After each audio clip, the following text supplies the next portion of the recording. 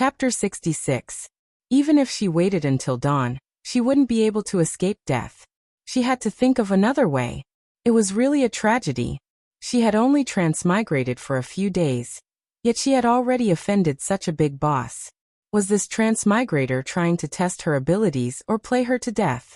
Waiting for death wasn't Ning Xiaoma's style. She had to think of a way to save herself and escape from this prison first. Her gaze fell on Tu Yidao and she sized him up. Her gaze was too unpredictable, causing Tu Yidao's heart to tremble. Ning Xiaoma searched his body and finally took out the knife that he often used to skin people. She spun it in her palm and gently discussed with Tu Yidao. I saw that you were very skilled at skinning people, and I really want to learn. I'll try it on you.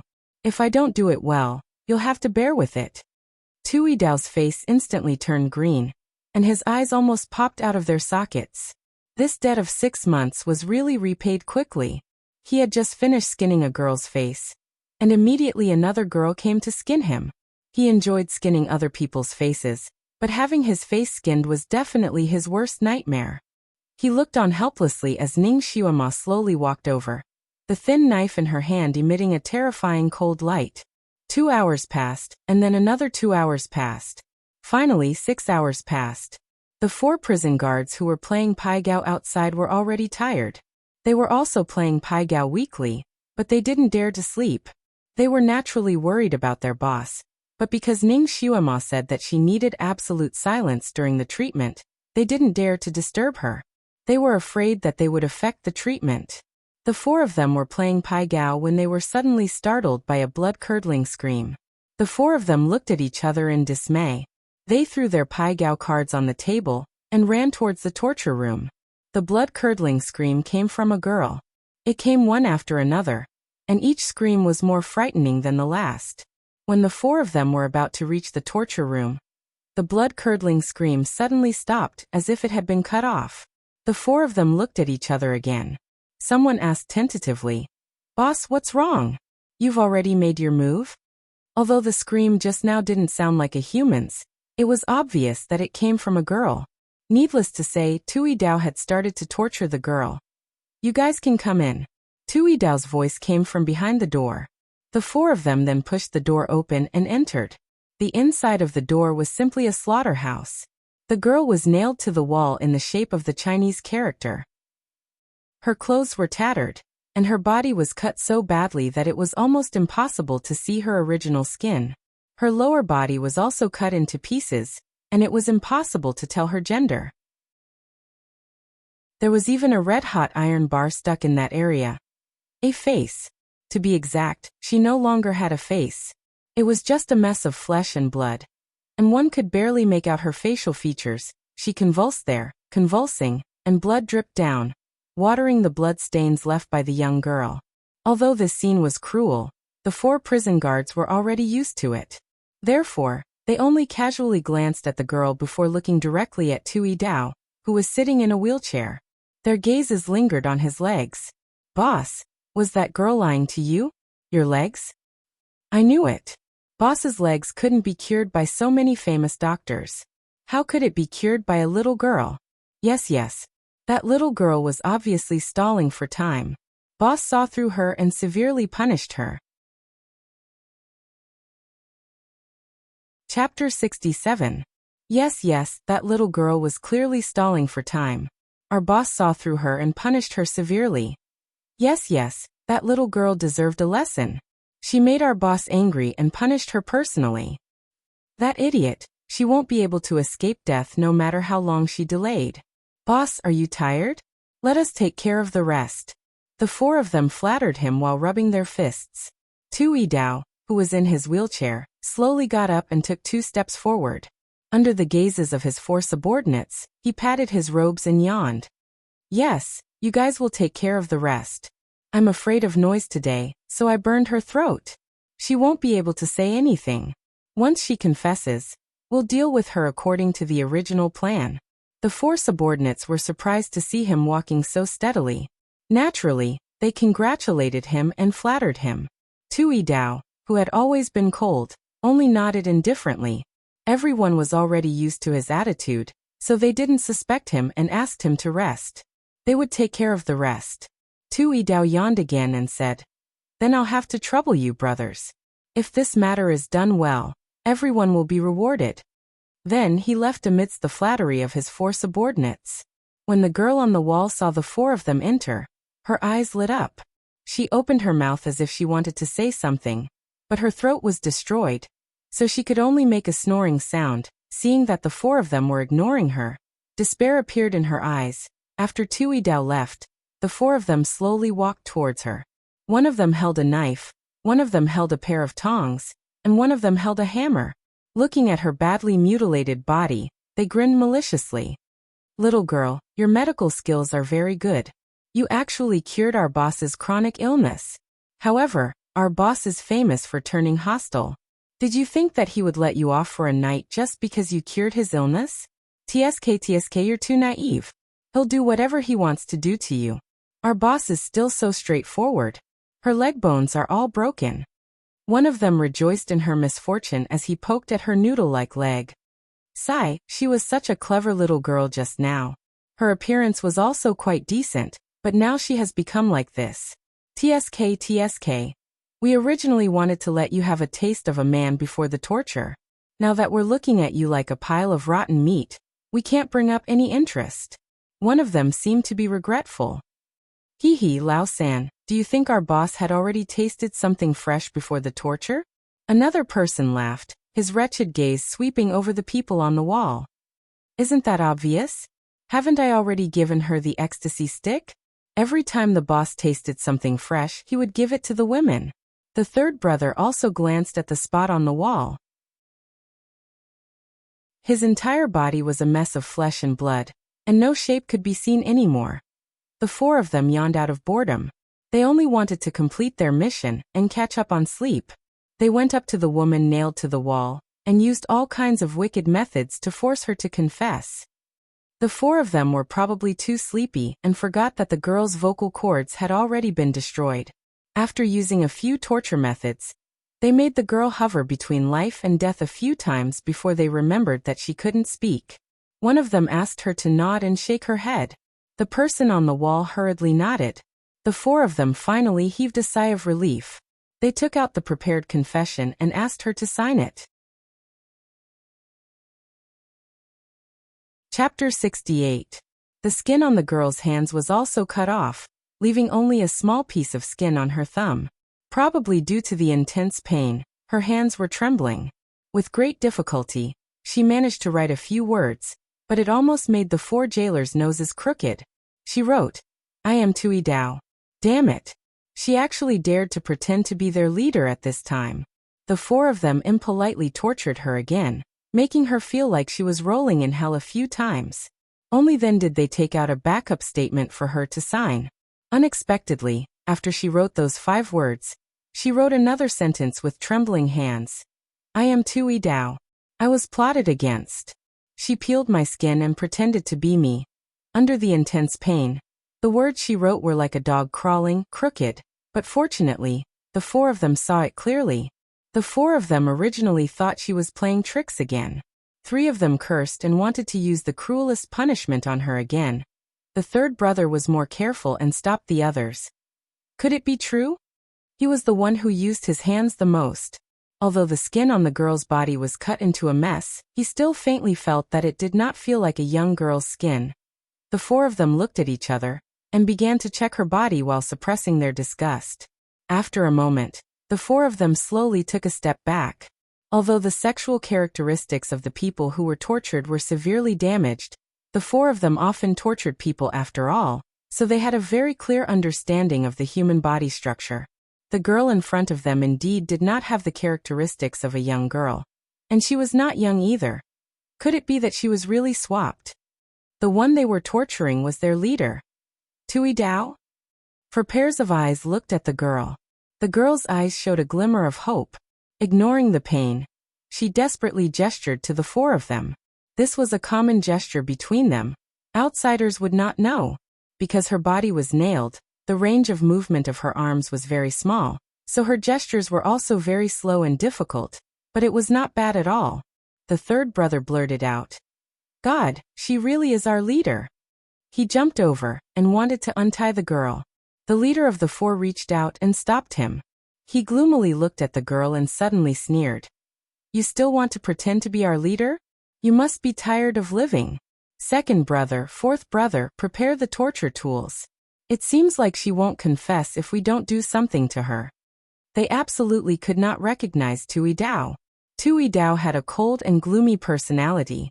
He was a petty person who would seek revenge for the smallest grievance. Just now, they had unknowingly used a lot of punishment on him. With his character, he would definitely hold a grudge in his heart. If he survived, the four of them would definitely suffer his cruel revenge. The only thing he could do now was to make the best of it. The other three also understood. They looked at each other, and also chose to go with the flow.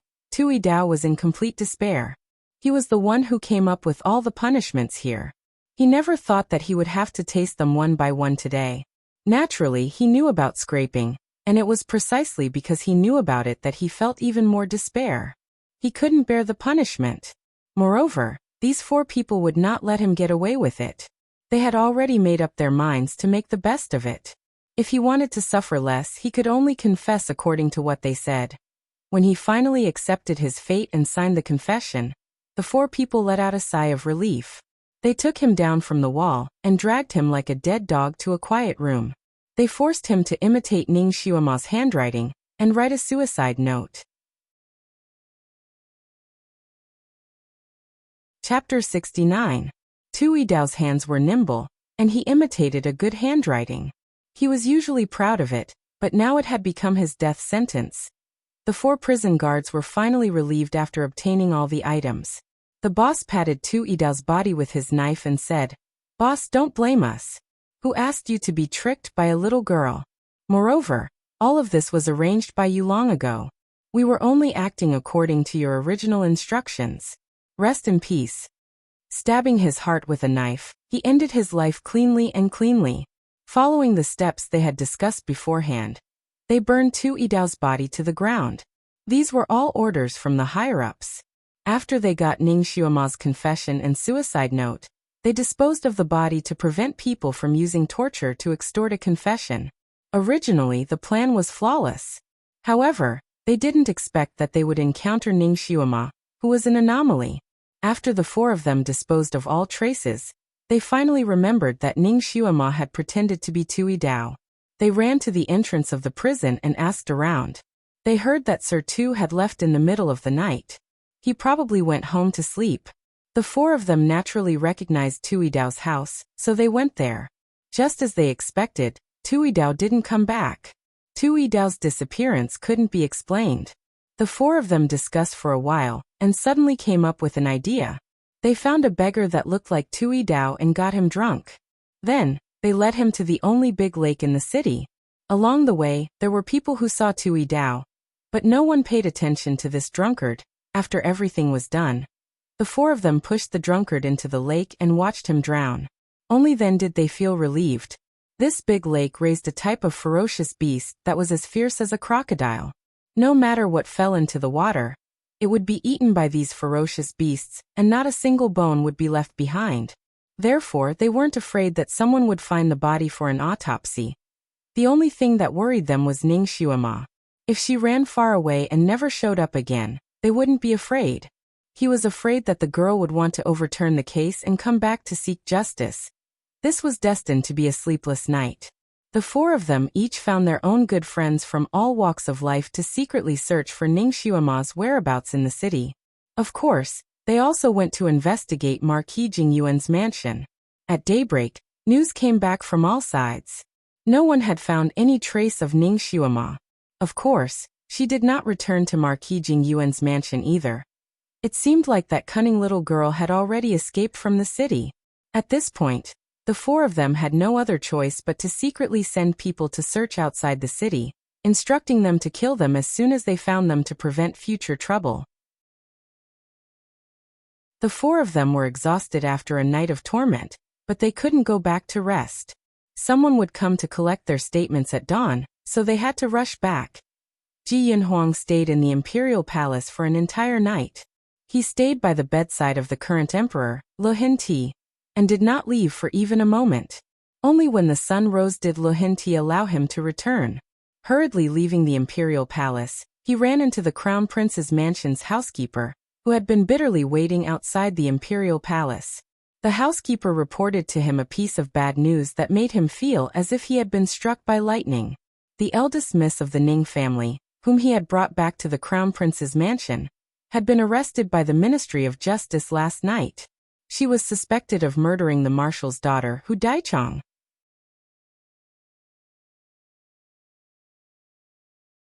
Chapter 70. Without another word, Ji Yunhuang rushed to the Ministry of Justice and barged into the main hall of the Ministry of Justice. He found Lord Lu, who had personally led the troops to the Crown Prince's residence.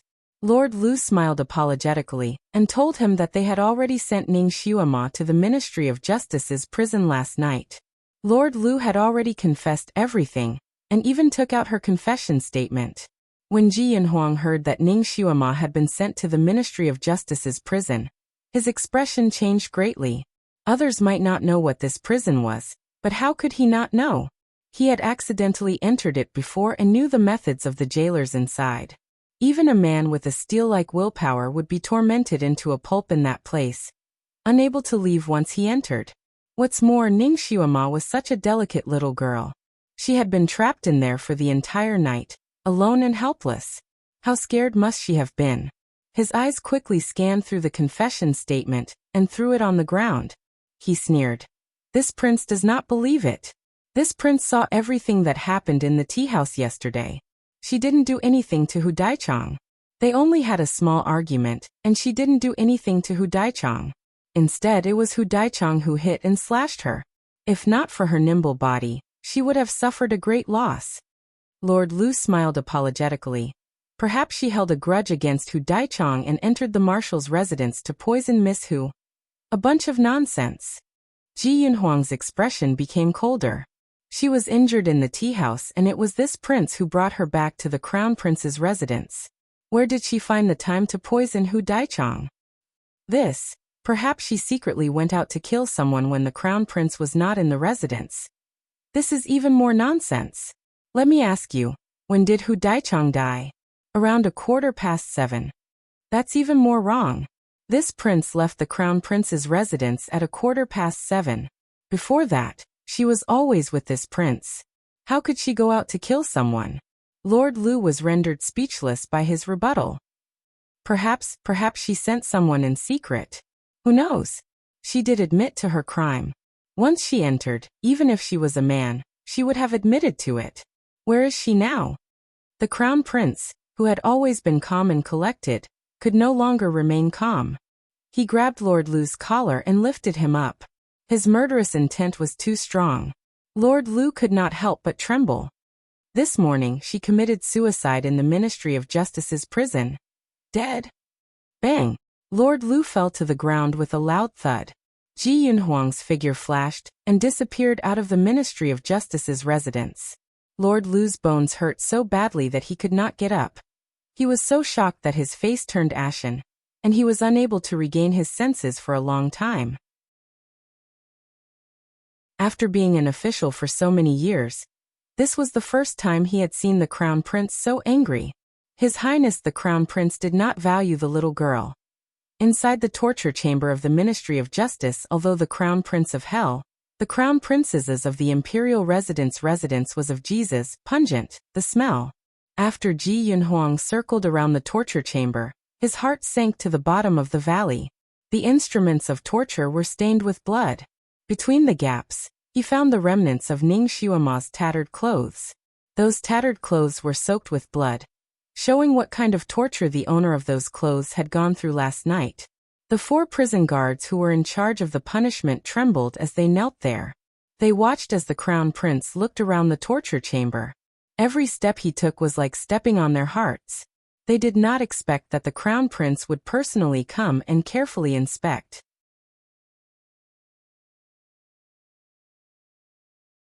Chapter 71. Is she really dead? Ji Yunhuang finally stopped and asked from a commanding position. Yes, she committed suicide to escape punishment. The jailer replied. These were the lines they had rehearsed beforehand. Where is the body? Burned. Burned. Burned. Ji Yinhuang was furious. He could no longer suppress his murderous aura. Who gave you the courage? His anger caused the surrounding temperature to drop by several degrees. The 4 jailers trembled even more violently as they prostrated themselves on the ground. Reporting to Crown Prince, after Miss Ning died, we immediately reported it. The higher-ups said that the weather was too hot to store the body. After all, Miss Ning was Marquis Ning's daughter. Since she had already confessed and committed suicide, we would not pursue the matter any further. We were afraid that her body would rot in the prison, so we were ordered to cremate it and place it in an urn to be sent back to Marquis Jingyuan's residence. This was also the script they had prepared beforehand. Ji Yinhuang's hands and feet were ice cold. At this moment, he already understood that this was a trap.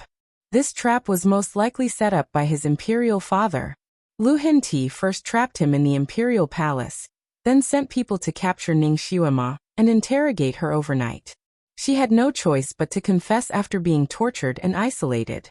Then she was killed. Although he had guessed the mastermind behind this trap, he did not understand why Lu Henti would deliberately plot against a little girl. She had no power, no influence, and no one to rely on. She was not a threat to the imperial power, right? He was puzzled. Ning Xiuema's smiling face seemed to flash in front of his eyes. His heart felt as if it had been pierced by a needle. The girl who was smiling at him last night had died just like that? She clearly had a special ability. She clearly had the ability to shine in Chongkong country. He turned to look at the torture tools on the 4 walls, and then looked at the 4 jailers kneeling on the ground. His eyes flashed with a fierce light as he slowly asked, "Where is Tui Dao? Tell him to come see this prince." The 4 of them followed the plan they had discussed beforehand, and reported Tui Dao's whereabouts. They said that after he left the prison last night, he got drunk and slipped into the Sunset Lake. They only knew about it when someone came to report to them this morning. Ji Yinhuang was somewhat puzzled. According to what he knew, Tui Dao was not a good drinker. It could be said that he rarely drank. He had once said that people who drank often had unstable hands. What he did for a living was an extremely delicate job, so it was impossible for his hands to be unstable.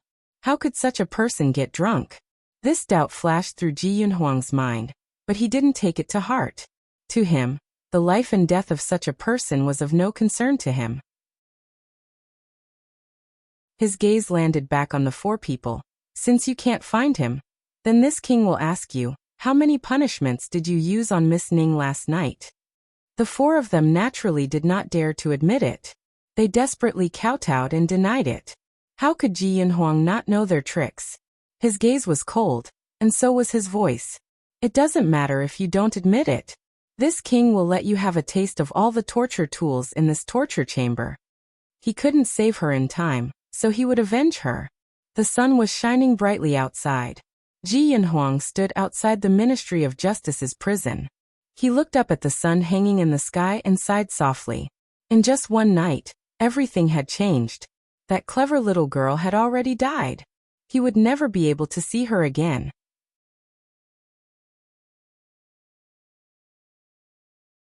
Chapter 72. Your Highness, shall we return to the residence? His personal bodyguard bowed and invited him to enter the carriage. Ji Yinhuang looked at the carriage. Yesterday he had used this carriage to bring Ning Xiuema into the Crown Prince's residence. The carriage was still the same carriage, but that person was nowhere to be seen. Ji Yinhuang waved his hand. Burn this carriage. He would burn it for her. He jumped onto the horse and with a shake of the reins, the horse galloped away. The bodyguards looked at each other in dismay. This carriage did not look too special, but regardless of whether it was the materials or workmanship, they were all of the highest quality. It could be said that it was the Crown Prince's favorite carriage. Usually, it was meticulously maintained and did not allow for the slightest bit of damage. Now he wanted to burn it. No one dared to disobey the Crown Prince's orders. The bodyguard leader immediately arranged for a group of people to burn the carriage, while another group of people chased after the Crown Prince to protect him. Outside the newly painted Marquis Jingyuan's residence, a white banner was hung, and the residence was filled with cries. Ji Yunhuang reined in his horse and stood in front of the Marquis Jingyuan's residence. He looked inside and sighed softly before turning around to leave. He knew that no one who entered the Ministry of Justice's prison would survive, so he did not have the slightest suspicion towards Ning Xiuema's death. He did not want to go in and look at her coffin. At most, there would only be a handful of ashes inside. It was no longer her. Even if he went in, it would only increase his grief. Ji Yunhuang did not sleep for the entire night, so he was somewhat tired. He returned to his own residence and prepared to rest well before doing anything else. He emotionlessly pushed open the door to his sleeping quarters. Suddenly he sensed something. A light flashed in his palm, and a long sword appeared out of thin air. He lifted the bed curtain. After clearly seeing the scene on the bed, the usually calm and collected Ji Yunhuang could not help but be stunned. On the bed, there was a person sleeping under the brocade quilt. Her black hair was spread out on the pillow. Her small face was rosy, and her long eyelashes were slightly closed. She was sleeping soundly. It was the Ning Xiuema that everyone said was already dead. Ji Yunhuang could not believe his eyes. He subconsciously rubbed his eyes and slowly walked forward. The little fellow was probably too tired, and was not alert enough. He was already close to the bed, but she was still sleeping soundly. His fingers gently caressed her cheek. It was warm and soft. She was real. It was alive. Ji Yunhuang almost thought that he was dreaming when he saw a dead and burnt person suddenly appear on his bed. Whether it was Lord Lu or the 4 prison guards, none of them dared to lie. Then what was going on? Ji Yunhuang stood beside the bed in a daze. No matter how he thought about it, he couldn't understand. His vision suddenly blurred, and the brocade quilt on the bed flew up, covering him from head to toe. Although Ji Yunhuang was caught off guard, he was still a top-notch expert. His body retreated backwards like flowing water. With a wave of his hand, the brocade quilt floated to the ground. The little person who had been lying on the bed was now standing on the ground, with a short sword in his hand, pointing diagonally at him. After clearly seeing Ji Yunhuang's face, Ning Xiuema heaved a sigh of relief. She lowered the dagger in her hand and smiled, revealing her dimples. "You scared me. Your Highness, you've finally returned." The little girl's vigilance was quite high. Ji Yunhuang's eyes revealed admiration, and the corners of his mouth hooked up into a smile. "You're the one who scared this prince. Come, tell this prince. How did you escape from the Ministry of Justice's prison?" He was dying of curiosity. When Ning Xiuema heard his tone, she knew that he already knew the general situation.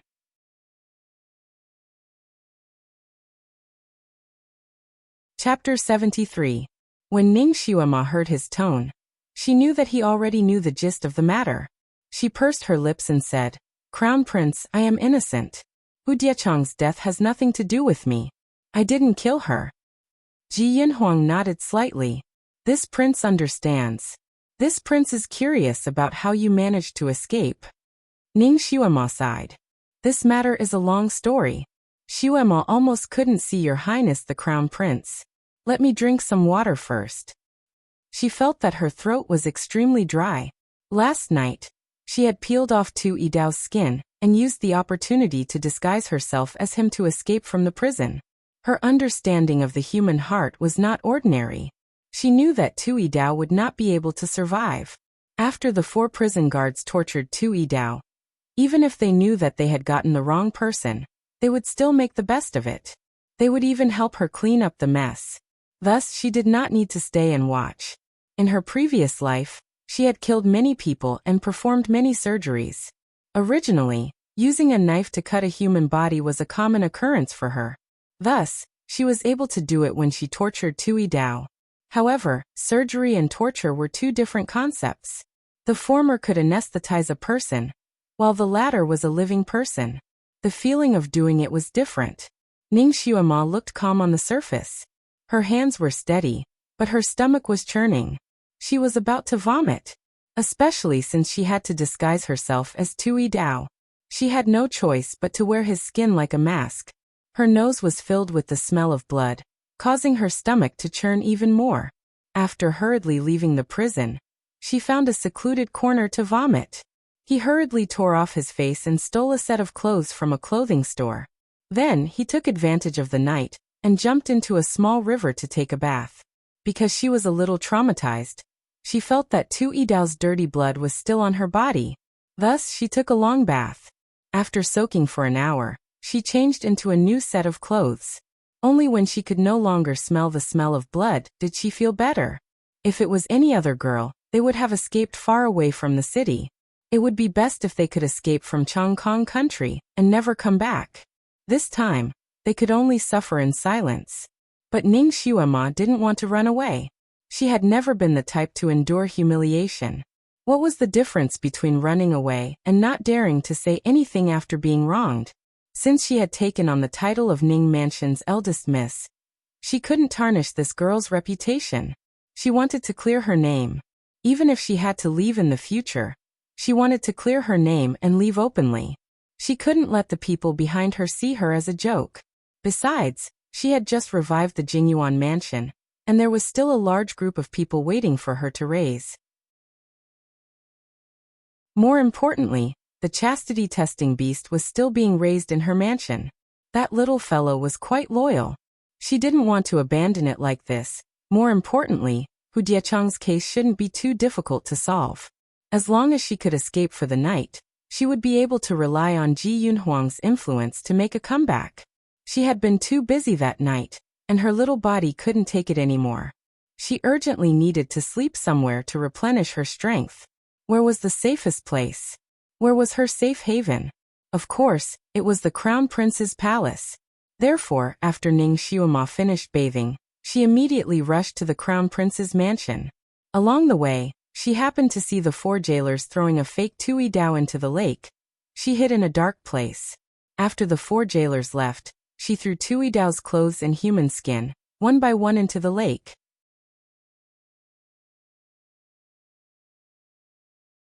Chapter 74.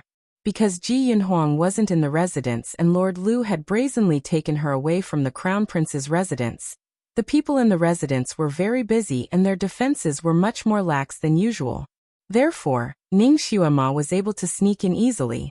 Without the Crown Prince's permission, no one dared to enter the Crown Prince's sleeping quarters. Therefore, Ning Xuema slept soundly and didn't even dream. Perhaps it was because she had soaked in the river for too long last night, but when she woke up, she felt a little dizzy. She raised her hand to touch her head and cursed in her heart. Her head was a little hot. She had caught a cold. No wonder she, who was usually alert, slept so soundly that she only noticed the Crown Prince after a long time. She naturally couldn't tell him the truth about how she escaped. Fortunately, she knew that Ji Yunhuang would definitely ask about it, and had already prepared an excuse. Now that Ji Yunhuang asked, she straightforwardly told him the excuse she had prepared. She said that when she was in the Ministry of Justice's prison, Tui Dao originally wanted to torture her. However, she saw through his illness and used it as a condition to make a deal with Tui Dao. She would completely cure his illness, and he would try to find a way to let her out. Tui Dao agreed. She used half a night to completely cure him. She was afraid that Tui Dao would go back on his word, so she purposely held back and said that she would do the final treatment after she regained her freedom. In order to completely cure his illness, Tui Dao disguised her as a corpse and sent her out of the prison. After she escaped from the prison, she felt that she had been wronged and didn't want to escape. Therefore, she came to find the Crown Prince. She didn't forget to flatter Ji Yunhuang. Xuema knows that your highness abhors evil, and wouldn't have the heart to let Xuema be wronged. You would definitely give Xuema justice, so I came to see your highness. Her words were 70% true and 30% false. It could be said that her plan was flawless. Ji Yunhuang glanced at her and smiled faintly. Tui Dao's legs couldn't be cured by the imperial physicians in the palace. Can you cure him in one night? Ning Xuema smiled. Your highness, have you forgotten? Xuema had excellent medical skills. Of course, if your highness doesn't believe me, you can go and interrogate Tui Dao. However, he's afraid of being held responsible, so I'm afraid he won't easily confess. However, your highness definitely has other ways to make him speak the truth. Tui Dao is dead, Ji Yunhuang said. Ning Xuema's eyes widened. Dead. He was clearly fine last night. Her face was filled with disbelief. Ji Yunhuang sized her up again. Her eyes were as clear as water and did not seem to be fake at all. He didn't know what to feel. This girl, even he couldn't see through her. She looked innocent and pure, but she was actually a cunning little fox. Ji Yunhuang chuckled. I heard that he got drunk this morning and fell into the lake to his death. Could it be that his legs were cured and he was so happy that he broke his vows and got drunk and lost his life? Ning Xuema had a look of realization on her face. She said with some regret. So that's how it is. She really felt sorry for him. It wasn't easy for him to walk and his good days had just begun. Actually, when Ji Yunhuang was released from the Ministry of Justice's prison, he had already sent people to investigate Tui Dao. When he found out that Tui Dao had walked out of the Ministry of Justice's prison by himself, the guards even congratulated him several times. Although Ji Yunhuang wasn't familiar with Tui Dao, he had heard of his character. He knew that those who fell into his hands would never be able to escape unscathed. However, he didn't expect that Ning Xuema would use this method to save herself.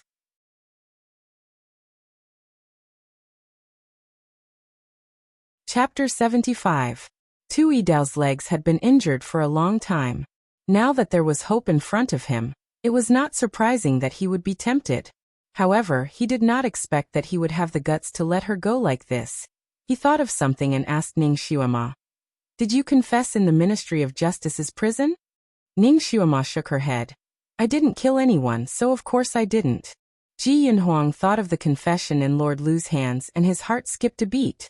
Xuema, write a few words for me to see. Since Ning Xuema was a secret agent in her previous life, she naturally had the ability to imitate all kinds of handwriting. She immediately wrote a few words and imitated the original Ning Xuema's handwriting. Ji Yunhuang picked it up and looked at it. He was an expert in calligraphy, so he still remembered the signature on the confession. At this moment, he compared it with Ning Xuema's handwriting in his mind. The corner of his lips slightly hooked up as he understood everything. At first glance, the two handwriting looked very similar, but it could not escape the eyes of a calligraphy expert like him. The signature on the confession was fake. It seemed that Tui Dao had received a death order. He had to force out a confession last night, and then kill her and burn her to silence her. However, it was because of this order that Tui Dao dared to do this kind of thing. He used the trick of substituting one person for another to release her. Then, he found someone to imitate Ning Xuema's handwriting to sign the confession and write a suicide note. If Ning Xuema did not come to find him, he was afraid that even he would not be able to deceive her. However, was Tui Dao the kind of person who would secretly release someone like this? Based on his character, even if it was to treat his legs, he would not leave such a big scourge in the world. Perhaps there was something else that he did not know. He glanced at Ning Xuema again. The little girl was combing her hair. The peachwood comb glided through her black hair, which was as soft as satin. The way she combed her hair was very beautiful. Ji Yunhuang could not help but look at her a few more times. What do you plan to do next? Ji Yunhuang asked her. Ning Xuema looked at him with a pair of big eyes. Of course it's to ask the crown prince to testify for me and clear my name. Ji Yunhuang pondered for a moment, before finally making a decision. All right, let this prince rest for 2 hours before entering the palace to clear your name. Ning Xuema was puzzled. Since your highness can clear Xuema's name, why don't you take action immediately? Ji Yunhuang yawned and said, Little Xuema, I didn't sleep at all last night. You have to let me rest so that I can have the energy to redress your grievances, right? Fine. Then she would listen to him. She would wait for a few more hours. Ning Xuema agreed. As a former Secret Service agent, patience was the one thing she did not lack. To be honest, she had only slept for a little more than 2 hours last night, so she was still a little sleepy. She impolitely jumped onto the large bed and beamed at Ji Yunhuang as she said, Your Highness the Crown Prince wants to sleep on the soft rope bed? I see that Your Highness the Crown Prince is as stable as Mount Tai. Your Highness must be used to sleeping on it. Xuema's martial arts are not good enough, so she will definitely fall off the soft rope bed. She can only sleep on the bed. By the time she finished speaking, she had already crawled into bed. Ji Yunhuang was originally taking off his outer robe, but when he heard what she said, his fingers paused. He looked at her with a smile that was not a smile. You actually dare to say that? She was fighting for his bed. And yet she was so bold and confident. In this world, she was probably the only one. Ning Xuema looked as if she could not open her eyes. She raised her hand and rubbed them. Could it be that your highness is not willing? Ah, forget it. Xuema will just curl up on the chair and rest for a while. As she spoke, she lifted the blanket and was about to get off the bed.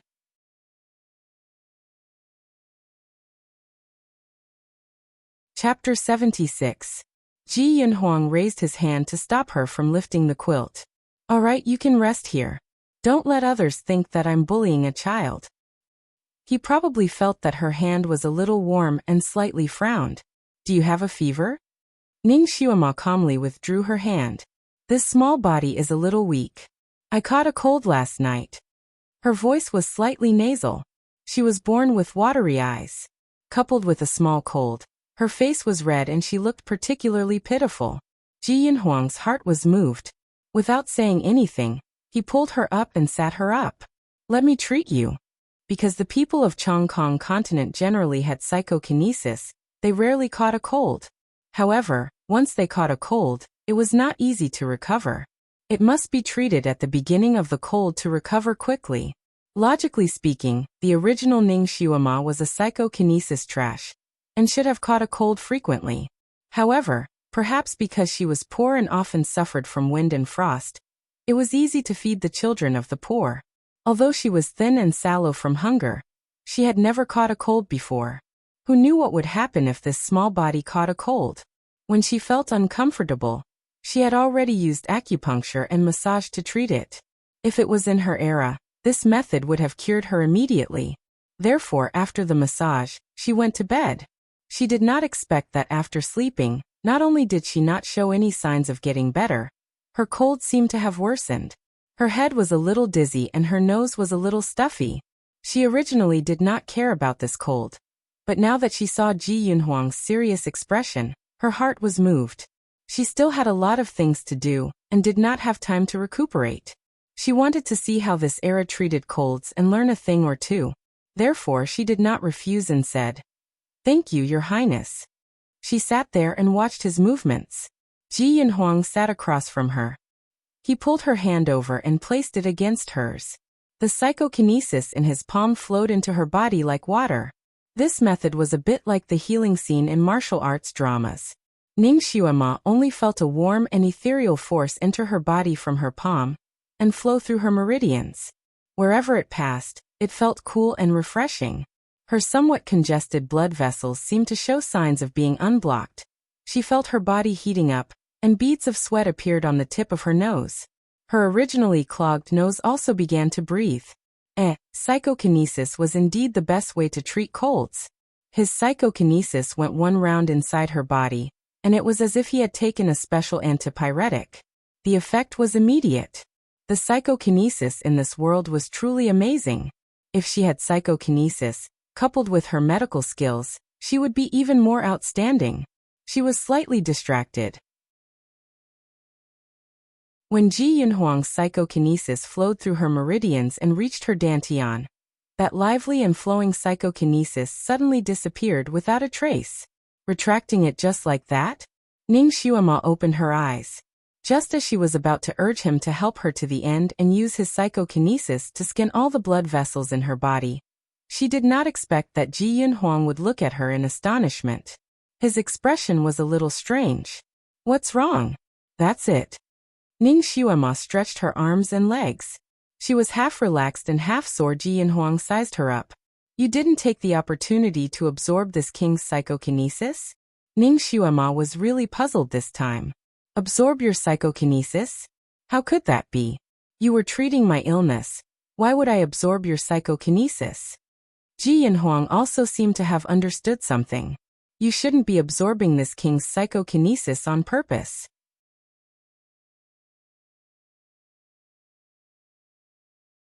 Chapter 77. Only a psychokinesis expert who practiced some kind of evil technique would be able to absorb other people's psychokinesis. However, Ning Xuema was a psychokinesis trash. Even if she wanted to absorb psychokinesis, She did not have the ability to do so. Then what happened just now? When his psychokinesis reached her dantian, it disappeared without a trace like a clay ox entering the sea. Not only that, he felt his arm tighten and all the psychokinesis in his body crazily flowed out. If he was not smart enough to withdraw his hand in time, he would have lost a lot of his psychokinesis. He looked at Ning Xiuema. In Chongkong continent, those who could absorb other people's psychokinesis were all from evil sections. Moreover, their skills were at least at the second level of Earth rank. Even if it was a peerless genius, it would take at least 20 years for them to cultivate. However, Ning Xiuema was only 13 years old. Even if she practiced this technique in her mother's womb, she would not be able to do it. Furthermore, she did not have any psychokinesis in her body. His heart was bewildered, but he did not show it on his face. He pulled her hand again. Just now, I was probably too tired and misunderstood. Come, let's do it again. He transferred his psychokinesis to her again. He looked the same as before, but he was a lot more cautious. He used his psychokinesis to unblock the other half of her meridians and slowly walked to her dantian.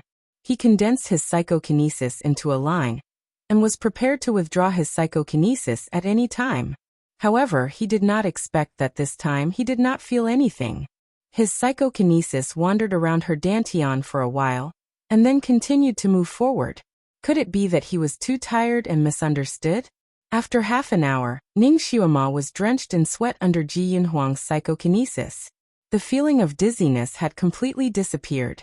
After waiting for Ji Yunhuang to finish his cultivation, she jumped up with a smile on her face.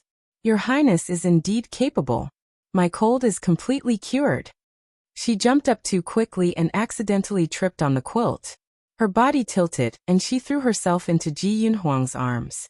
Ji Yunhuang subconsciously opened his arms, not forgetting to tease her. She's throwing herself at me. Before she could finish her sentence, just as she was about to fall into his arms, Ning Xiuema's palm suddenly slapped forward, right on his chest. She used the momentum of this slap to twist her body, regaining her footing at an unexpected angle. He could even smell the faint fragrance of sweat on her body, but he hugged nothing but air. Instead, he received a palm strike on his chest. If it wasn't for his high level of martial arts, her palm strike would have knocked him down. His body swayed slightly. He looked at Ning Xiuema with a deep gaze. What kind of lightness skill did this little girl practice? Despite his vast knowledge and experience, he had never seen such a sight before. After Ning Xiuema steadied herself, she heaved a sigh of relief. However, when she suddenly received Ji Yunhuang's gaze, her heart skipped a beat. She was a special agent, so she had an instinctive aversion to anyone who approached her. That slap just now was purely an instinctive reaction, and her body acted before her brain. After finishing the action, she realized that she had gone overboard with her actions. She coughed and smiled. Xiuema lost her footing, and almost fell onto Your Highness the Crown Prince. I'm sorry for my rudeness. Please forgive me, Your Highness. Ji Yunhuang was speechless. Her slap was not rudeness? What kind of logic was that? This little girl's reaction speed was not ordinary. Moreover, she was subconsciously on guard against him.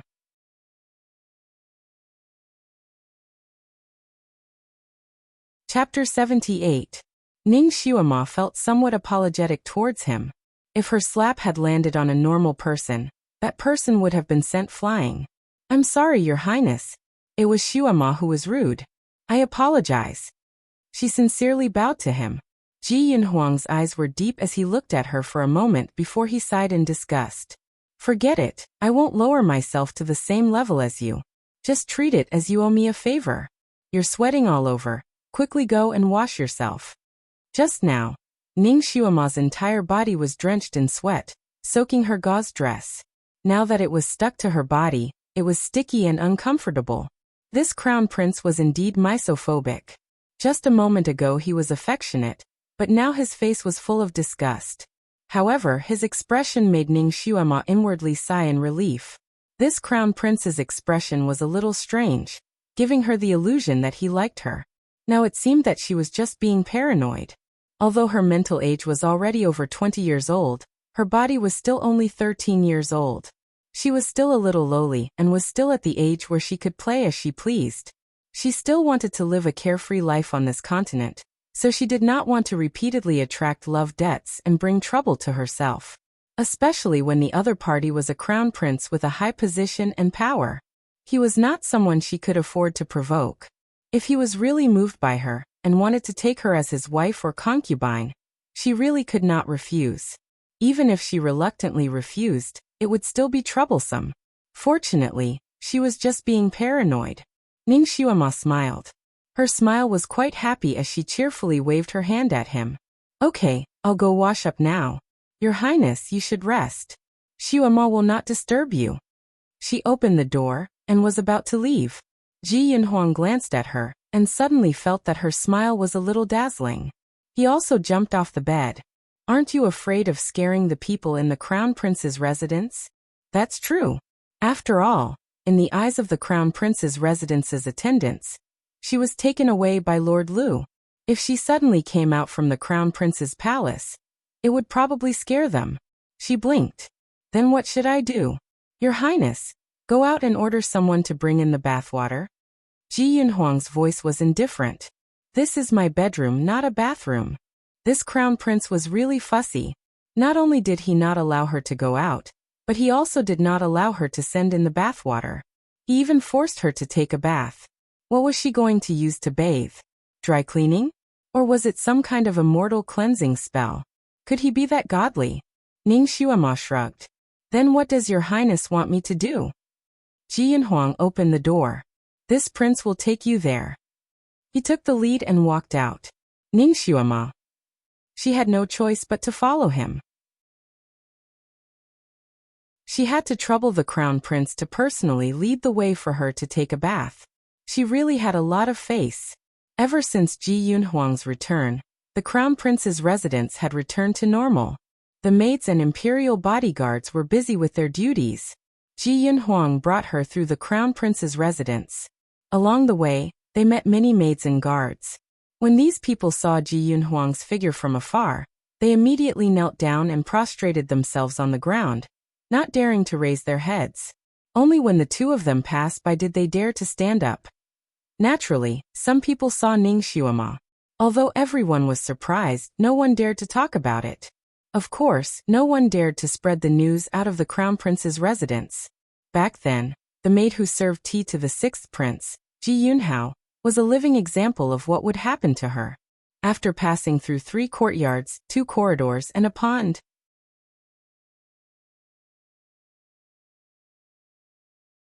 Chapter 79. Ning Xuema was a little puzzled. It was just a bath. Was there a need for him to travel so far? Your Highness, the bathhouse in the Crown Prince's residence was built so far away? She quickened her pace and caught up with Ji Yunhuang. It's not a bathhouse, it's a hot spring. You were soaked in sweat just now, so you'll recover faster if you soak in the hot spring. There was a hot spring for her to soak in? Ning Xuema's eyes lit up. Ever since she came to this continent, she had always bathed in the bathtub. It was only last night in the river. It was not a comfortable bath. She had not soaked in a hot spring for a long time. She followed Ji Yunhuang through another courtyard and arrived in front of a small building. There were 3 big words on the building: Disappearing Earth Spring. There were 4 maids standing in front of the building. When they saw Ji Yunhuang, they bowed. Your Highness. Ji Yunhuang only nodded slightly and walked forward. The 4 maids politely opened the door for him. Your Highness, everything is ready. Ji Yunhuang lifted his feet and walked inside. Ning Xuema naturally followed him. Miss, please wait outside. His Highness does not need anyone to serve him when he's bathing. The 4 maids stopped her. Ning Xuema raised her eyebrows. Who said that she wanted to serve the Crown Prince? Before she could say anything, Ji Yunhuang, who had already walked into the building, said without turning his head, "Let her in." Ning Xuema went in. The 4 maids looked at her back in surprise. Everyone knew that only the Crown Prince could enjoy the hot spring here. Even if other princes came and wanted to soak in it, they were not allowed to. There was also the Crown Prince's favorite sister, Ji Yunyao. She wanted to soak in the hot spring and begged the Crown Prince for a long time, but the Crown Prince did not agree. What was going on today? Ning Xuema finally saw the hot spring of this continent. When she saw it clearly, the corner of her mouth could not help but twitch. This hot spring, it's so small. The hot spring was round, and the sides of the pool were inlaid with various colored jade stones. The diameter was about 2 meters, and the water was more than 1 meter deep. There was steam rising from the surface of the water. The hot spring looked like a lotus flower bud. At the bottom of the hot spring, there were some round things that looked like pebbles. They looked very colorful and very charming. She tilted her head to observe the situation. Suddenly, she saw Ji Yinhuang taking off his clothes and was startled. His Highness the Crown Prince wants to soak as well. Didn't he say that he was going to soak for her? Ji Yinhuang had already taken off his outer robe. This prince will come here to soak in the water every day. Ning Xuema. This bastard wanted to take a bath with her? She blurted out. This pool is too small. 2 people won't be able to soak in it.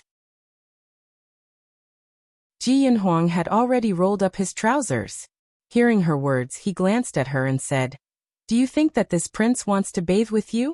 Is that what you're trying to do?" Although Ning Xuema didn't say anything, her expression was clearly that way.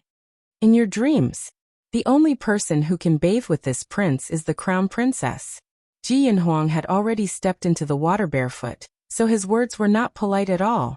Ning Xuema breathed a sigh of relief and smiled. That's good. Fortunately, I'm not your highness's crown princess. Then your highness can soak first. I'll come back later. She turned around and walked out. The hot spring belonged to his family, so naturally he had the final say. Did this prince say to soak first? Ji Yinhuang called out from behind her. Ning Xuema turned around and looked at him.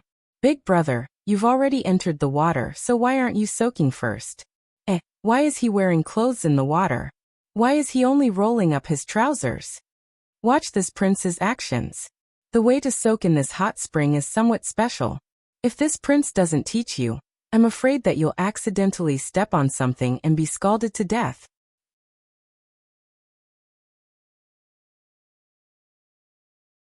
Chapter 80.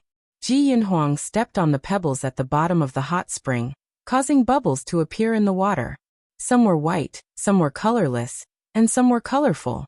These pebbles represent different elements and different temperatures. Your body is currently weak, so you can't step on the black pebbles at the bottom of the water, but you can step on half of the green pebbles. Ji Yinhuang began to teach him how to soak in the hot spring. Ning Xuema's forehead was filled with countless black lines. It was just soaking in the hot spring. Why did it feel like soaking in a trap? Wasn't it tiring?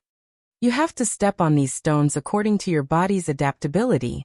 You can't be too hasty. Ji Yinhuang taught her by example for a full 2 minutes. Ning Xuema resisted the urge to yawn and nodded. Okay, no problem. She was an expert in traps, so it was not difficult for her to remember these steps. Only then did Ji Yinhuang get out of the water. He glanced at her worriedly. You have to remember what this prince said. Once you feel that something is wrong, immediately get out of the water or call for this prince. This prince will wait for you outside. Ning Xuema had the urge to rub her eyebrows. It was just soaking in the hot spring, so why did this prince make it seem like she was clearing a mine? She agreed very well, so Ji Yinhuang went out. Ning Xuema waited for him to go out, and closed the door before she began to undress. She knew that although this prince occasionally teased her, he was actually quite proud and upright.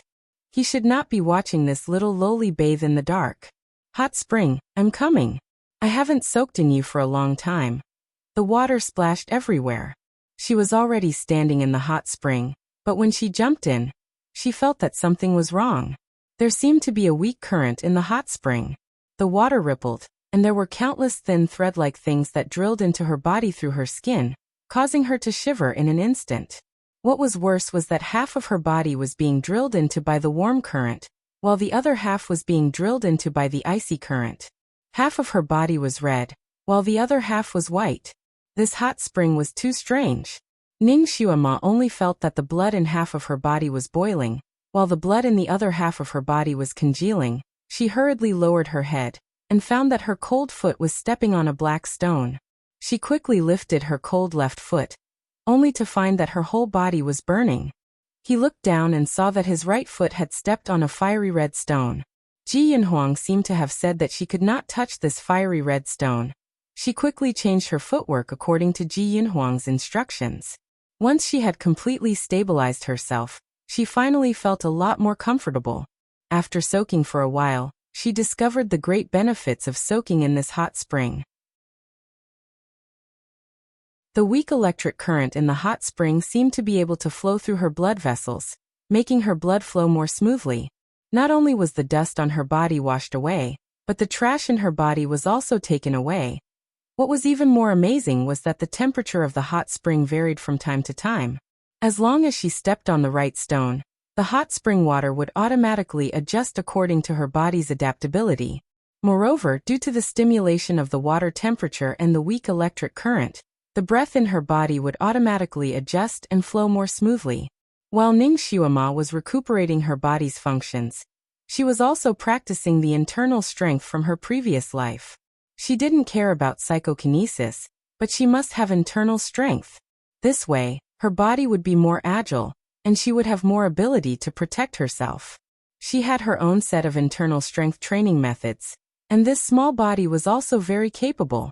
It was a good seedling for cultivating internal strength.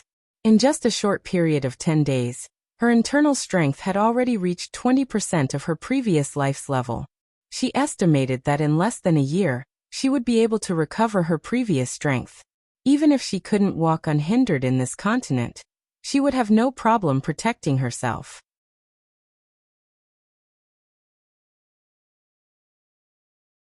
Chapter 81. Now that she was in the hot spring, she felt that the inner energy in her body was running vigorously. It was twice as fast as normal cultivation. Ning Xuema's heart was filled with joy.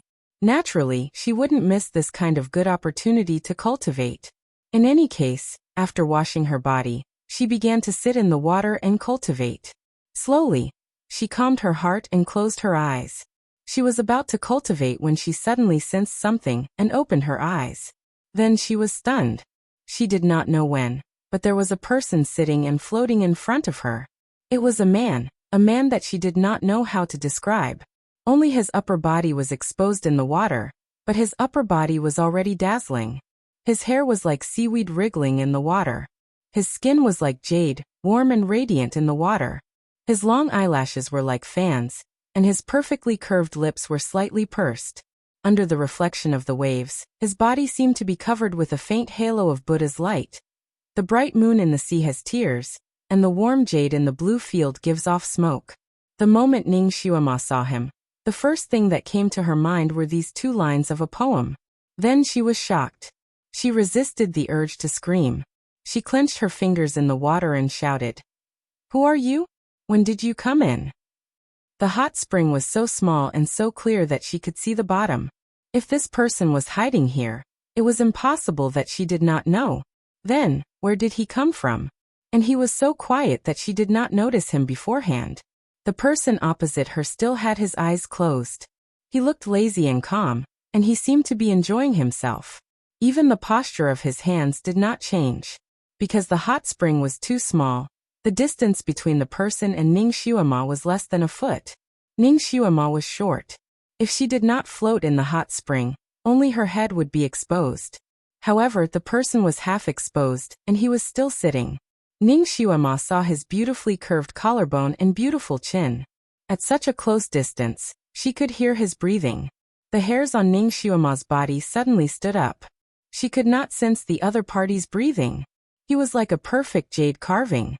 His chest was obviously moving up and down. "Hey you." Ning Xuema extended her hand, wanting to pat his shoulder. However, she didn't expect that her palm would pass through his body without a sound. Then there was a faint flash of light, and the man actually disappeared. Ghost. Ghost. Ning Xuema almost trembled. She stepped on empty air and gulped down a large mouthful of her own bathwater. She quickly stood up and looked again. The surroundings were completely silent. There was no one else around. Did she really see a ghost? No, that person did not give her the feeling of a ghost, but a 3-dimensional figure. Could it be a 4-dimensional figure? How could there be such an advanced thing in this era? Even in the technologically advanced modern era, it wasn't as realistic as this. Naturally, she had a lot of scientific knowledge. She immediately looked at the corresponding projection area, but she couldn't see any similar equipment. She thought Ji Yin Huang, Ji Yin Xian thought. Or maybe there was a magnetic field here, so the illusion of a person bathing here was unintentionally left behind? She heard that only Ji Yin Huang could come here. Who was this person? Was it Ji Yin Huang's slave? No. This person's aura was not ordinary. Even if Ji Yin Huang's aura was equally strong, it was obvious that he was not on the same level.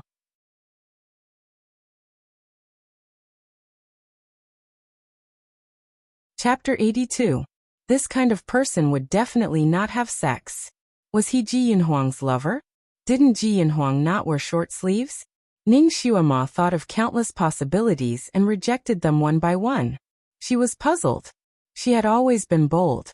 Although she was puzzled by the sudden appearance and disappearance of the man, she would not give up the idea of soaking in the hot spring. This kind of hot spring was not something that could be soaked all the time. She closed her eyes and was about to circulate her inner energy when the man's strange sitting posture and hand gestures flashed in her mind. Could it be that it was the secret to cultivating psychokinesis? Ning Xuema simply imitated the man's posture, half floating and half sitting. She clenched one hand into a fist, and the other hand into a fist with her middle finger pointing upwards. Suddenly, she felt that there was an aura that was different from her inner energy coming from her lower abdomen. It slowly joined the flow, and wherever it went, it felt warm. Her meridians felt as if they had been cleansed by warm water. It was very comfortable and comfortable. However, this aura was very weak and faintly discernible. She could not move it even if she wanted to. Her heart skipped a beat. Could this be the so-called psychokinesis? She closed her eyes and used her inner vision to examine her body. In a trance, she seemed to see a touch of soft, twig-like green slowly extending and flowing in her blood vessels. It was like the new green of a willow branch in spring, fresh and lively. The hot spring water around her seemed to have sensed the unusual aura in her body. A weak current flowed into her body and gathered towards the green branch. The green branch began to flow faster and faster. It moved forward inch by inch and spread inch by inch. That feeling was very strange. It was as if she suddenly saw a flower blooming in her body. It was novel and exciting. She felt as if she saw a small river full of vitality flowing. As it flowed forward, flowers bloomed on both sides of the river. Her mind was also running along with it. All of a sudden, a patch of darkness appeared in front of them. The river flowed straight into the boundless darkness and quickly disappeared without a trace. Ning Xuema's mind was shocked. Her body trembled, and she suddenly opened her eyes. She felt hot blood surging in her chest. She was impatient, and she almost spat out a mouthful of blood. Her body swayed and she almost fell down. She hurriedly grabbed a stake to steady herself. Ning Xuema, are you okay? A voice rang out. Ning Xuema raised her head and saw Ji Yin Huang standing not far from the hot spring. Damn. When did he come in? She hurriedly squatted down and only showed her head. It's okay. You can go out first. I'll be done soon. Ji Yin Huang heaved a sigh of relief. He crossed his arms and said with a smile that was not a smile. What are you afraid of? Are you afraid that this prince will take advantage of you? With your small body, there's no difference between your front and back. What's there to see? Even if you invite Ben Wang to look, Ben Wang doesn't want to look. Then he walked out. This girl had been soaking in the hot spring for a full quarter of an hour. He was afraid that something would happen to her, so he called her a few times outside the door. She didn't answer, so he recklessly rushed in to take a look. This hot spring was very special. Moreover, it wasn't natural. Instead, it was created by the ancestor when he was resting in the crown prince's residence 10 years ago. It was said that it was connected to the geothermal energy of 1,000 feet deep. It had the effect of strengthening one's physique. The hot spring water had a source of psychokinesis. If one cultivated psychokinesis in it, they would be able to achieve twice the result with half the effort. However, it was not easy for people to enter the hot spring. Even for Ji Yin Huang, when he first entered the hot spring, he only lasted for half an hour before coming out.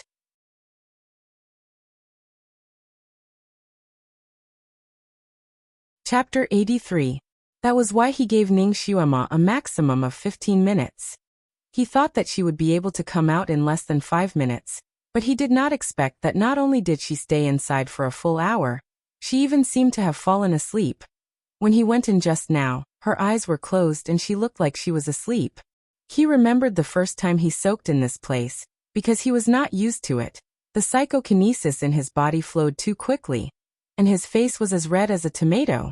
However, her face was pink and tender, and he could not see anything wrong with it. Could it be that a psychokinesis trash would not feel uncomfortable in this place? Or could it be that her body was special, and she was not affected by this hot spring? Or could it be that she was a special genius? He suddenly became very interested in retesting Ning Xuema's psychokinesis. Not long after, Ning Xuema came out. She had changed into a light yellow muslin dress. Her black hair was dripping wet and draped over her shoulders. Coupled with her bright eyes and bright red lips, she looked indescribably fresh and adorable. Ji Yunhuang suddenly had an impulse to hug her. But with this girl's temperament, she would definitely not let him hug her. He did not know why, but he felt a little disappointed. Ning Xuema asked casually, "Your Highness, who else has used this hot spring before?" Ji Yunhuang frowned slightly. "Why do you ask?" "Oh, nothing. Did your Highness find any illusions or anything like that in there?" "No." Ji Yunhuang answered with certainty. "Did you hallucinate while soaking in the hot spring? What did you see?" It was not a hallucination, right? That scene was too real. But Ji Yunhuang had never seen it before. Was she lucky or was she hallucinating? Ji Yunhuang thought that she was tired from soaking in the hot spring, and could not help but ask her to return to his palace to rest. He would naturally return after soaking in the hot spring. Ning Xuema couldn't help but want to laugh. Today this crown prince was really long-winded. She reached out and patted his shoulder. "Your Highness, you are not Xuema's husband, so you don't need to be so detailed." She smiled and left. Ji Yunhuang was stunned. Husband? What was husband? This girl had a lot of strange words in her mouth. He did not know where she learned them from. However, she actually found him nagging. Who didn't know that he, the crown prince, was a straightforward person? However, he seemed to be a little long-winded today. Was he possessed? Inside the imperial palace of Chongkong Country, Lu Hinti sat in the imperial study, feeling a little restless. He had the most outstanding and perfect son, but he could not understand his son's temperament. He looked gentle and refined, but in reality, he was emotionless and had no desires. He would never be bound by any emotions. Lu Hinti felt that this was the most outstanding trait of an emperor, so he also hoped that his son could maintain this trait and become a wise emperor that would be passed down through the ages. However, he did not expect that such an outstanding son would be fascinated by a little girl and make many exceptions for her. What was worse was that the little girl was not only a good-for-nothing, but also a concubine who had broken off the engagement with Old Sixth. In the tea house, he openly confronted Old Sixth and even brought him back to the mansion. Stirring up a storm in the city, his son was the most outstanding.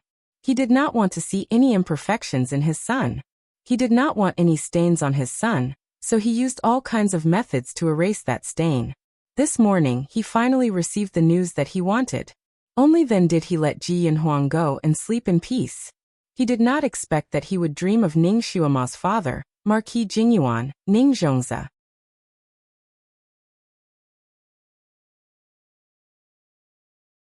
Chapter 84. When Lu Hinti was a prince, he had fought on the battlefield, and Ning Zhongzi was his right-hand man. Ning Zhongzi had once carried him out of a pile of corpses regardless of his own safety, risked his life many times to save him, and even sacrificed his first child for him. When Lu Hinti was a prince, the conflict between the brothers was fierce, and there were countless open and covert struggles. Ning Zhongzi played a decisive role in his battle for the throne. For him to win the world, Ning Zhongzi racked his brains. It could be said that without Ning Zhongzi, there would be no Lu Hinti today. It was also because of this that Lu Hinti betrothed Ning Xuema to one of his sons even though he knew she was a waste. It was a kind of comfort. Lu Hinti and Ning Zhongzi were no longer simple monarchs and ministers, but friends who had gone through life and death together. This time, he had no choice but to hurt his daughter so miserably. Lu Hinti actually felt a little guilty, but for the sake of his son's perfect reputation, he had no choice but to do so. In this dream, Ning Zhongzi seemed to have just come back from the battlefield, with a bloody smell, standing in a cloud, looking at him without speaking, but there was a faint condemnation and disappointment in his eyes. Lu Hinti felt a little guilty in his dream, but he didn't know what to say. Just as he was about to ask him a few questions, he didn't expect Madame Ning to rush out from behind Ning Zhongzi with disheveled hair. "Fatuous ruler, why do you treat my daughter like this? Isn't it enough that you killed my son? Where is your conscience when you treat her like this? Return my daughter's innocence. Give her justice." Madame Ning's voice was as shrill as a ghost, and Lu Hinti was frightened and woke up. When he woke up, he was covered in cold sweat, and then he felt uneasy until now. The eunuch outside reported that the sixth prince had asked to see him. Lu Hinti ordered him to come in. Ji Yunhao first paid his respects to Lu Hinti, and then made an unexpected request to Lu Hinti. He wanted to take Hu Daichang, who was already dead, as his first wife, and Ning Xuema, who was also dead, as his second wife. Lu Hinti looked at him like he was looking at a lunatic. Hu Daichang is one thing, but why do you want to take Ning Xuema as your concubine? Didn't you always hate her and think of ways to break off this engagement? If it weren't for this brat publicly humiliating Ning Xuema in the square and forcing her to break off the engagement, how could all these things have happened? This brat was the real culprit. Ji Yunhao had already thought of an excuse. Imperial father, although this son somewhat dislikes her, she's still Marquis Ning's daughter. She's a loyal descendant. If we let her die silently like this, the imperial family won't do anything. I'm afraid that the common people will talk about it, and the other loyal officials will be bitterly disappointed. Why don't you let me take her in and give her a status? It will also show the grace of our imperial family. So you're saying that you're doing this for the sake of the royal family's reputation? This son is ashamed, but being able to share some of imperial father's worries is also good. Lu Hinti suddenly sneered. If you really wanted to share my worries, then you wouldn't have set up such a vicious scheme to frame the Ning family's little girl. As an emperor, he had been rolling around in conspiracies and intrigues all year round. How could he not see through the schemes of the younger generation? When he said that Ning Xuema was having an affair, it was obvious that he had wronged her. Ji Yunhao lowered his head. That matter really wasn't the son's doing. Even if you didn't do it, you still knew about it. Was it that girl Hu Daichang? Lu Hinti's words hit the nail on the head. Ji Yunhao knew that he couldn't hide it from his imperial father, so he lowered his head even more. This son only knew about it afterwards.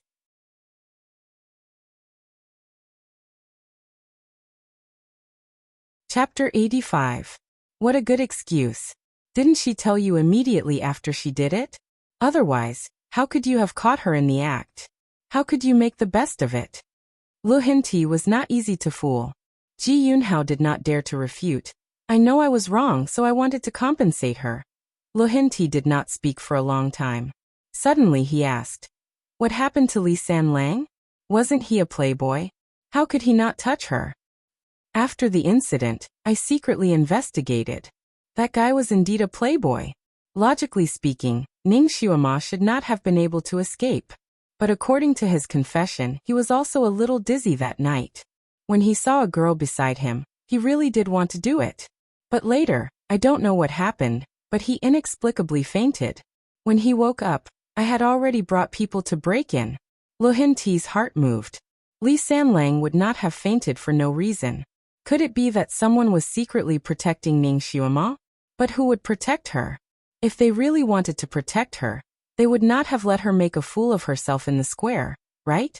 His mind involuntarily thought of Marquis Jingyuanhu. His heart jumped. Could it be that his heroic spirit was not extinguished and was secretly protecting his daughter? The more he thought about it, the more likely it was. Recalling the dream where Madame Ning's hair was disheveled and she wanted to fight with him, he secretly shivered. In any case, Ning Xuema was already dead. She would not tarnish the reputation of his most outstanding son. Perhaps he should help her restore her innocence and restore her reputation? While he was thinking, someone outside reported that His Highness the Crown Prince and Marshal who were requesting an audience. Lu Hinti's eyes flashed. Everyone who should be here was here. Ji Yunhuang and Marshal who came in together. Ji Yunhuang was accompanied by a boy. When Ji Yunhuang met the emperor, he would occasionally bring people with him. It was also Lu Hinti's permission, so no one paid attention to him. Marshal who naturally came to seek justice for his daughter, who had suddenly died. As soon as he came in, he cried bitterly and begged the emperor to redress his daughter's injustice. Lu Hinti secretly shot a glance at Ji Yunhuang. Ji Yunhuang stood there expressionlessly, and did not seem to have any intention of denouncing him. Lu Hinti secretly heaved a sigh of relief. To be honest, he was inexplicably afraid of his son. He took out Ning Xiuma's confession and suicide note from the desk, and handed them to General Hu. General Hu took a quick glance and then prostrated himself on the ground in grief and indignation. He begged Lu Hinti to severely punish the murderer and avenge his daughter. Lu Hinti waited for him to finish his speech before saying calmly, Ning Xiuma is indeed guilty of harming Miss Ning Xiuma, but your daughter also framed Ning Xiuma first. An eye for an eye, an eye for an eye. Now that Ning Xiuma has committed suicide as an apology, let's forget about this matter. General Hu was not convinced. Your Majesty, my daughter is gentle and virtuous. When has she ever harmed Ning Xiuma? Lu Hinti threw him a few confessions. Dear Marshal Hu, take a look at them yourself. He then added, because the venerable emperor was also involved in this matter, I also investigated thoroughly. The confessions were written by the guards that Hu Daichang had secretly sent to drug Ning Xiuma. They wrote down clearly what Hu Daichang had ordered them to do and how she had paid them. After all, Hu Daichang was a young girl who had not experienced many things. It was inevitable that she would be negligent in doing such immoral things. It did not matter if no one investigated, but if someone really investigated, there was nothing that couldn't be found. Moreover, the minister of the Supreme Court was a famous expert in handling cases. If he led people to investigate, they would naturally find the truth. General Hu still wanted to exonerate his daughter.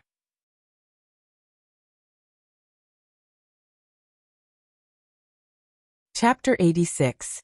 General Hu still wanted to exonerate his daughter, but Lu Hinti added, if Minister Hu doesn't believe me, those criminals are still being held in the Supreme Court. Minister Lan of the Supreme Court has several pieces of evidence, enough to prove that your daughter is the mastermind behind this case. General Hu choked and was speechless. No one doubted the ability of the Supreme Court's Minister Lan Yufeng. He was comparable to the famous Bao Qing Tian. No difficult case could not be solved in his hands. Moreover, he was impartial and selfless, not giving face to anyone. He only asked about the case and did not look at the person. In his hands, there had never been a case of injustice. Since it was his investigation, General Hu really had nothing to say. What's more, he knew his daughter's true temperament. Because she was poor when she was young, she hated Ning Xiuma the most. She hated Ning Xiuma to the point of wanting to kill her. It was entirely possible that she would plot against her in secret. He could only say, Your Majesty, my daughter did indeed make a mistake, but that was because she was impulsive. She did not harm Ning Xiuma's life, but instead died in her hands. Thinking about it, my daughter suffered a loss. Forget it. Ning Xiuma is after all the daughter of Marquis Jingyuan. And Marquis Jingyuan has promoted this humble subject.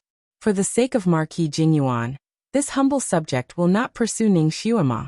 At this time he could only show his magnanimity. Lu Hinti secretly let out a sigh of relief and glanced at General Hu. Right now he was his right-hand man, so he could not let him be too bitterly disappointed. It is good that General Hu is so reasonable. Zhen is relieved. How about this? Zhen cannot let your daughter suffer too much, so Zhen will let Yin Hao take your daughter as his official consort. Although Ning Xiuma was also at fault, her crimes are gone. Old Sixth also wronged her, so let Old Sixth also take her as his concubine. They were once good sisters, but because of some misunderstandings, they ended up like this. Now that they are both Old Sixth's wives and concubines, I hope they can smile and forget their enmity in the netherworld and be good sisters again. Lu Hinti deserved to be called the emperor. His method of playing with people was brilliant. His method of giving a sweet date after a slap had reached the point of perfection. Even the victim, General Hu, couldn't say anything else after hearing his last words. He was very grateful. In any case, his daughter was already dead. It would be good to win her the title of princess consort. After all, that girl surnamed Ning was destined to be a concubine. Even if she died, she would have to bow down to his daughter. Ji Yunhao didn't have any objections. Ning Xiuma's figure flashed through his mind. That little girl was his in the end. Even if she died, she would be his concubine and wouldn't belong to anyone else. This kind of ending was actually quite good. He bowed and was about to agree when Ji Yunhuang, who had been watching from the side, suddenly said, "Wait, Imperial Father, there's something fishy about this matter. We can't just let it go like this." Lu Hinti and Ji Yunhao stared blankly at him. Lu Hinti frowned slightly. "Huang, this matter is already so clear. What other fishy things are there?" Ji Yunhuang shook the testimonial and suicide note in his hand and said indifferently, "Hu Daichang did indeed frame Ning Xiuma, but her death has nothing to do with Ning Xiuma." As soon as these words came out, everyone's expression changed. Lu Hinti said, "Huang, her Imperial Father knows that you have always been fair and selfless. You don't want a little girl to be wronged, so you protect her. However, her testimonial and suicide note is clearly written here. If you continue to say this, it's a little."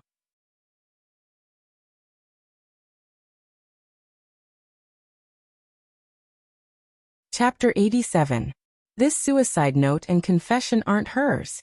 Ji Yunhuang interrupted Lu Hinti. "At first glance, this handwriting looks very similar, but it can't escape my eyes. These things are clearly written by someone who imitated her handwriting. If Imperial Father doesn't believe me, you can summon Lord Lan and let him verify the authenticity of these things." Lu Hinti was speechless. He didn't expect that the suicide note and confession would be forged. At this time, he naturally couldn't refute his son. He could only send someone to summon Lan Yufeng from the Supreme Court. Not long after, Lan Yufeng quickly walked into the imperial study. After greeting everyone present, Lu Hinti directly handed over Ning Xiuma's confession and suicide note to him for verification. Ji Yunhuang was obviously prepared. He also handed over the purchase list that Ning Xiuma usually wrote. Lan Yufeng looked at it for a moment and said with certainty that the confession and suicide note were fake. Lu Hinti's expression was very ugly. He didn't expect that the Ministry of Justice would dare to give him a fake confession. He immediately sent someone to summon the Minister of Justice. When the Minister of Justice, Lord Liu, arrived and heard Lu Hinti's interrogation, he also cried out that he was wrongly accused. He said that the confession was personally presented by someone from the prison. The crime of deceiving the monarch was no small matter. Thus, the imperial guards were ordered to capture the 4 prison guards from the Ministry of Justice's prison. The 4 prison guards had already prepared a confession that day. They said that the suicide note and confession were personally interrogated by Tui Dao, and that they were only responsible for handing it over. Tui Dao had already drowned. As for Ning Xiuma, the 4 prison guards insisted that they had already burned her corpse under Tui Dao's orders. Since these confessions were fake, then Hu Diechang's murderer might not be Ning Xiuma. Lu Hinti could only reprimand the Minister of Justice, Lord Liu, and then transfer the case to the Supreme Court Chancellor, giving him a deadline to solve the case. Lu Hinti was also tired. Just as he was about to order everyone to kneel down, Ji Yunhuang stepped forward and said, "Imperial Father, there's no need for Minister Lan to set a time limit to solve this case. This son has already secretly investigated this matter. I can get to the bottom of this matter right now." Ji Yunhao's expression changed slightly. Lu Hinti's heart stirred. He looked at Ji Yunhuang and asked, "What do you want to do?" Ji Yunhuang said, "Imperial Father, please move to Wu Men. There are a bunch of evidence and witnesses regarding Miss Hu's death there. When we get there, Imperial Father, will be able to find out the truth." Lu Hinti frowned slightly. He had already achieved his goal. He didn't really care about the real cause of Hu Diechang's death. However, since the matter had developed to this point, he could only continue with the investigation. Ji Yunhao stepped forward and said, Imperial Father, since there is something fishy about this case, I'm afraid that it won't be solved in a short period of time. Why don't we hand over this case and the witnesses to Minister Lan? After Minister Lan has finished his investigation, he will give Imperial Father an explanation. Why bother Imperial Father to personally go there? These words were said in a dignified manner. Lu Henti deeply agreed. He was the emperor. If he personally presided over the case, it would be beneath his status. He was about to agree. Ji Yunhuang had already bowed and said, Imperial Father, this matter implicates Miss Ning's reputation. It also implicates the cause of Marshal Hu's beloved daughter's death. For the sake of Marquis Jingyuan and General Hu, please personally oversee the case. This case isn't complicated. Imperial Father will quickly understand. Since Ji Yunhuang had already said this, General Hu was also anxious to find out the real culprit behind his daughter's death. He also added a few sentences and requested Lu Henti to preside over the case. Lu Henti had no choice but to agree. Ji Yunhao's eyes flashed slightly. He stood up and said, Imperial Father, this son still has matters to attend to today. I will take my leave first.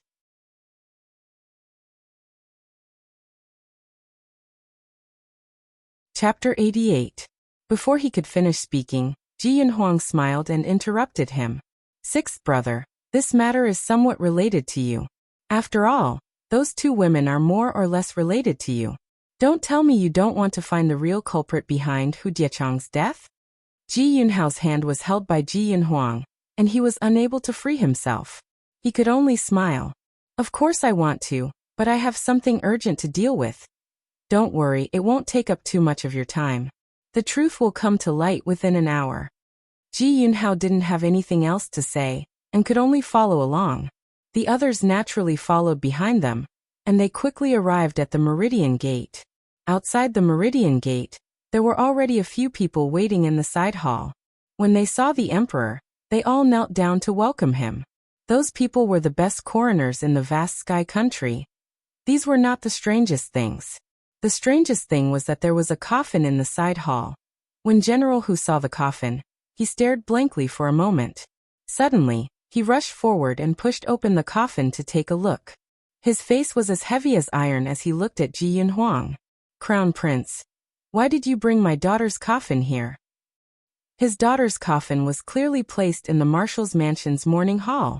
Ji Yunhuang glanced at him and said concisely, General, don't you want to know the truth behind your daughter's death?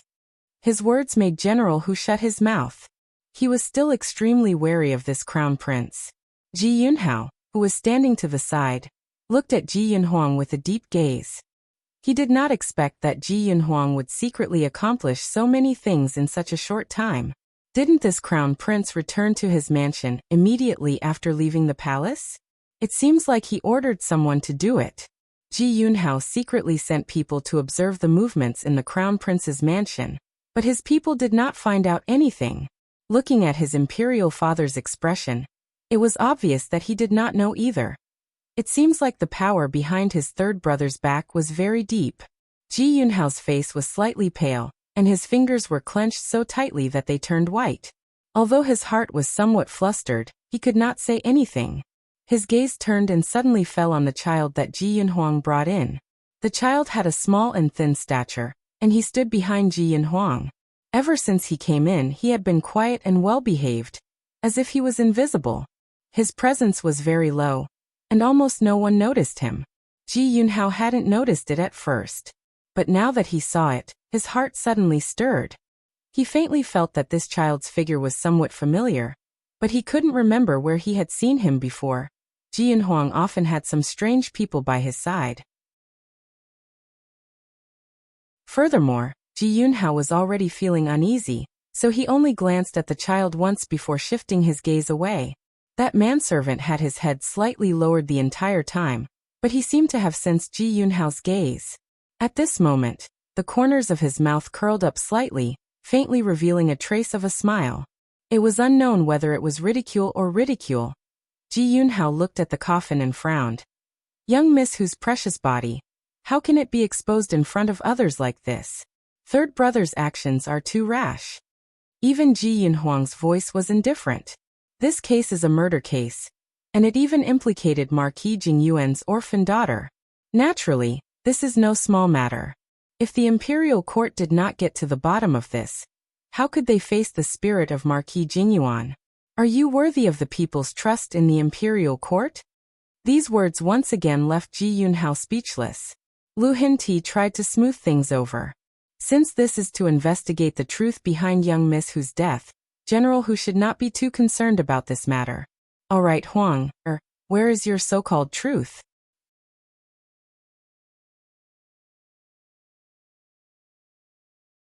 Chapter 89. Ji Yunhuang beckoned General Hu to come closer to the coffin. General Hu, please take a look. Is your daughter's current appearance the same as when she was killed? General Hu had already seen it clearly and nodded. Correct. His daughter's eyes were wide open, and her small mouth was slightly open. There was a thin blade in her chest, right above her heart. Ji Yunhao coldly interrupted. There was a blade in Daishang's chest. This is the fatal wound. And this blade is very similar to the one Ning Xiuema used. Ji Yunhuang ignored him and called the coroner forward. Examine the body. The coroner was worthy of being called a gold medal coroner. His movements were swift and nimble. He first carefully examined the corpse's face. Then his hands quickly moved over the corpse. First, he pulled out the blade and looked at the wound on the corpse. Then, he looked at the blade in his hand and said, "There is not much blood around the wound. The flesh is red and dark." He said a string of terms and finally said, "From the above points, it can be inferred that this blade was inserted after the victim was killed. The wound here is not the fatal wound. A stone raises 1,000 ripples." Everyone's face slightly changed. General Hu clenched his fists tightly. He also went forward to examine the wound. The characteristics were indeed the same as what the coroner said. Since this wound is not the fatal wound, then where is the fatal wound? General Hu's voice was like ice. The coroner examined for a while and thought for a moment. Suddenly, his finger gently touched the hair on Hu Daishang's forehead. After carefully sensing it, his eyes suddenly lit up. It's here. General Hu also carefully looked. That place was originally the place where the hair grew. He did not see anything unusual. General Hu, please use 30% of your psychokinesis to absorb it. The coroner saluted. Although General Hu was full of doubts, he still followed the coroner's instructions and placed his hand on his daughter's hair. A moment later, a strand of 3 strands of hair was pulled out by General Hu inch by inch from Dai Chang's hair. That strand of hair was covered in blood and was nearly a foot long. It laid horizontally on General Hu's palm and looked very shocking. And at the place where Hu Daishang pulled out the hair, a line of blood slowly flowed out. Without the coroner saying anything, everyone knew that this strand of hair was the fatal wound that killed Hu Daishang. She could actually kill people with such soft hair. Such soft hair had penetrated nearly a foot deep into the deceased's head, directly destroying the vital parts of the deceased's head, but it was not visible from the outside. What a brilliant and insidious way of killing. It seemed that the person who did this was not only a psychokinesis expert, but also a meticulous person. Ji Yunhuang looked at Lu Hinti and said, "Imperial Father, this thing is the real culprit behind Hu Diachang's death. It must be a psychokinesis master who is close to the head of the deceased and suddenly exerts force to produce this effect. As for Ning Xiuema, we all know that she doesn't have psychokinesis. Can this prove that she is innocent?" Lu Hinti didn't say anything, but Ji Yunhao snorted again. This only proves that she didn't act directly. What if she secretly sent an expert? After all, Daichang hasn't offended anyone yet. And Ning Xiuema just received 2,000 taels of gold from this prince, so she can hire someone to kill. After this explanation, everyone couldn't help but nod, feeling that it made sense. Ji Yunhuang chuckled. What Sixth Brother said is not impossible. But Sixth Brother seems to have forgotten something. To be able to use this method to kill, there must be 2 conditions.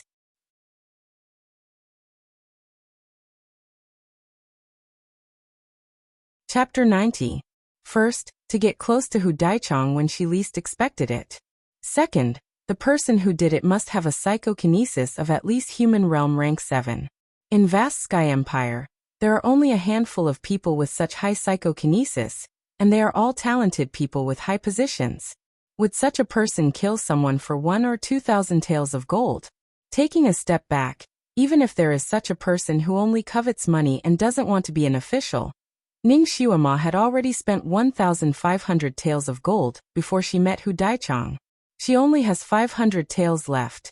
Even if she took it all out, who would risk being chased by the entire vast Sky Empire to assassinate a marshal's daughter for 500 taels of gold? Everyone was stumped by this question. Lan Yufeng, the official from the Supreme Court, also said in a low voice, "According to what I know, if any telekinesis experts above the 7th level of the vast Sky Empire work as assassins, they are all in the most famous assassin organization, the Blood Oath Alliance. The lowest reward for their missions is 2,800 taels of gold per mission. If they assassinate a marshal's daughter, the reward should be higher." Lan Yufeng was very clear about the affairs of the various sects in vast Sky Empire, so no one would doubt his words. Lu Hinti nodded. It seems that Ning Xiuema hired someone to kill her daughter is not valid. Then who is the real murderer? Huang. Or didn't you say that you've almost finished investigating? Ji Yunhuang bowed and said, "Imperial Father, before that, please allow the boy beside me to do an experiment for everyone." Everyone's gaze landed on the boy who had been following Ji Yunhuang all this time. The boy looked to be around 11 or 12 years old. His body was small and thin, and his face seemed to be wearing a mask. He was stiff and expressionless. He had been quietly standing by Ji Yunhuang's side the whole time, but now he slowly walked out. Lu Hinti glanced at him but didn't find it strange.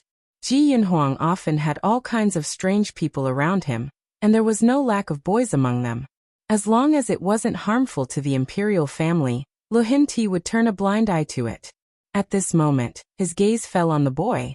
"What kind of experiment do you want to do for everyone?" The boy said, "Experiment with a safe distance." As soon as he finished speaking, his figure turned, and in the blink of an eye, he appeared in front of Ji Yunhao. The distance between them was about 3 feet. Ji Yunhao jumped in fright and subconsciously took a big step back. "What are you doing?" The boy ignored him and turned around again. He stopped in front of the Supreme Court Chancellor Lan Yufeng and the Assistant Minister Lu of the Ministry of Justice. They were less than 4 feet apart. Those people also subconsciously retreated, putting some distance between them and him. Only then did the boy stop. "Your Majesty, as you can see, I am a stranger to these people. If a stranger comes within 3 feet of me, I will subconsciously avoid them. Only when I am 4 feet away will I feel more at ease." This statement was novel to these people, but it was also very effective. His experiment was right in front of them. Everyone thought about how they usually acted when they interacted with other people and nodded. The boy continued. Miss Hu was killed by someone in front of her. Moreover, to use this kind of martial arts, he had to first press his hand near her forehead, and then make a move when she least expected it. The distance between them was less than an arm's length. Who could be so close to Miss Hu and catch her off guard? Everyone thought about this distance and then thought about the distance between themselves and the people around them. Because this case clearly showed that Ning Xiuema had nothing to do with it, Lord Lu, who was in charge of arresting Ning Xiuema, was very uncertain. At this time he was also anxious to make a contribution, so he immediately replied, "It's a lover, wife, concubine, or child."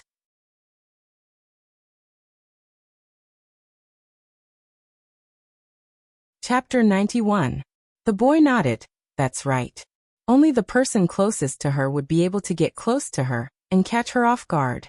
Miss Hu is still unmarried and naturally has no children. Thus, the only possibility is that she is a lover. This kind of inference obviously had a hidden meaning. Almost everyone's eyes were focused on the sixth prince, Ji Yunhao. He was Hu Diechang's lover and had a psychokinesis above level 7. Who else could it be other than Ji Yunhao? General Hu's eyes were almost spitting fire as he stared at Ji Yunhao. Sixth prince, how do you explain this? Ji Yunhao's face was slightly pale, but he couldn't help but sneer. He's talking nonsense. Hu Diechang's psychokinesis is average. Anyone with a high psychokinesis can get close to her. If such an expert instantly got close to her and took the opportunity to attack, she wouldn't be able to escape. The boy smiled. The sixth prince's explanation is reasonable, but the sixth prince seems to have forgotten one thing. Come, everyone can take a look at Miss Hu's expression before she died. He pulled Lan Yufeng closer to the coffin. Lord Lan often deals with cases and has seen many expressions of the victims before they died. Lord Lan, please take a look at Miss Hu's expression. Lan Yufeng looked at it for a moment and commented, "It's an expression of shock and disbelief." In Lord Lan's opinion, if the victim saw a stranger attacking her, would she be shocked and disbelieving or fearful? Fearful. Lan Yufeng replied. He pondered for a moment. Miss Hu's expression before she died proves that the person who killed her was someone she was familiar with. Moreover, she would never have thought that the other party would attack her. The boy clapped his hands. That's it. Then I don't need to point out who the murderer is, right? Which one of the people present wasn't a clever person? They naturally understood after thinking about it. Their gazes towards Ji Yunhao were full of suspicion and condemnation. General Hu clenched his fists again and again. Suddenly he knelt on the ground and kowtowed to Lu Hinti. Your Majesty, my daughter died unjustly. Your Majesty, please uphold justice for my daughter. Lu Hinti's face also sank. Old Six, what's going on? Ji Yunhao clenched his fists in his sleeves. I'm innocent. Father, even if I meet all the conditions, what's the reason for me to kill her? She and I are in love with each other. I can't wait to pamper her, so how can I bear to kill her? There is something fishy about this matter. Father, please investigate this matter. Lu Hinti nodded slightly. He also felt that what Ji Yunhao said was reasonable. His gaze couldn't help but fall on the boy. Fairy Child's deduction is naturally irrefutable, but Old Sixth really has no reason to kill Hu Daichang. He came here today to ask you to make Hu Daichang his official consort. He has deep feelings for her, so why would he kill her? This matter cannot be justified. Luxian Emperor was already very polite to the boy. On this continent, no one dared to look down on the boy. This was especially true for the clever, and mysterious children who had special abilities. Many of these children were disciples of the venerable sovereign, so their status was noble, and they were treated even better than the first-rank ministers of various countries. Occasionally, a boy would appear by Ji Yunhuang's side, and these boys were all from the Sun Moon sect. When Ning Xiuema cried out for justice in the public square, she had alarmed the venerable sovereign, and the venerable sovereign had sent a boy to uphold justice. Could it be that the venerable sovereign still hadn't forgotten about that little girl, and specially sent a boy to investigate this case? Lu Hinti's heart suddenly became nervous.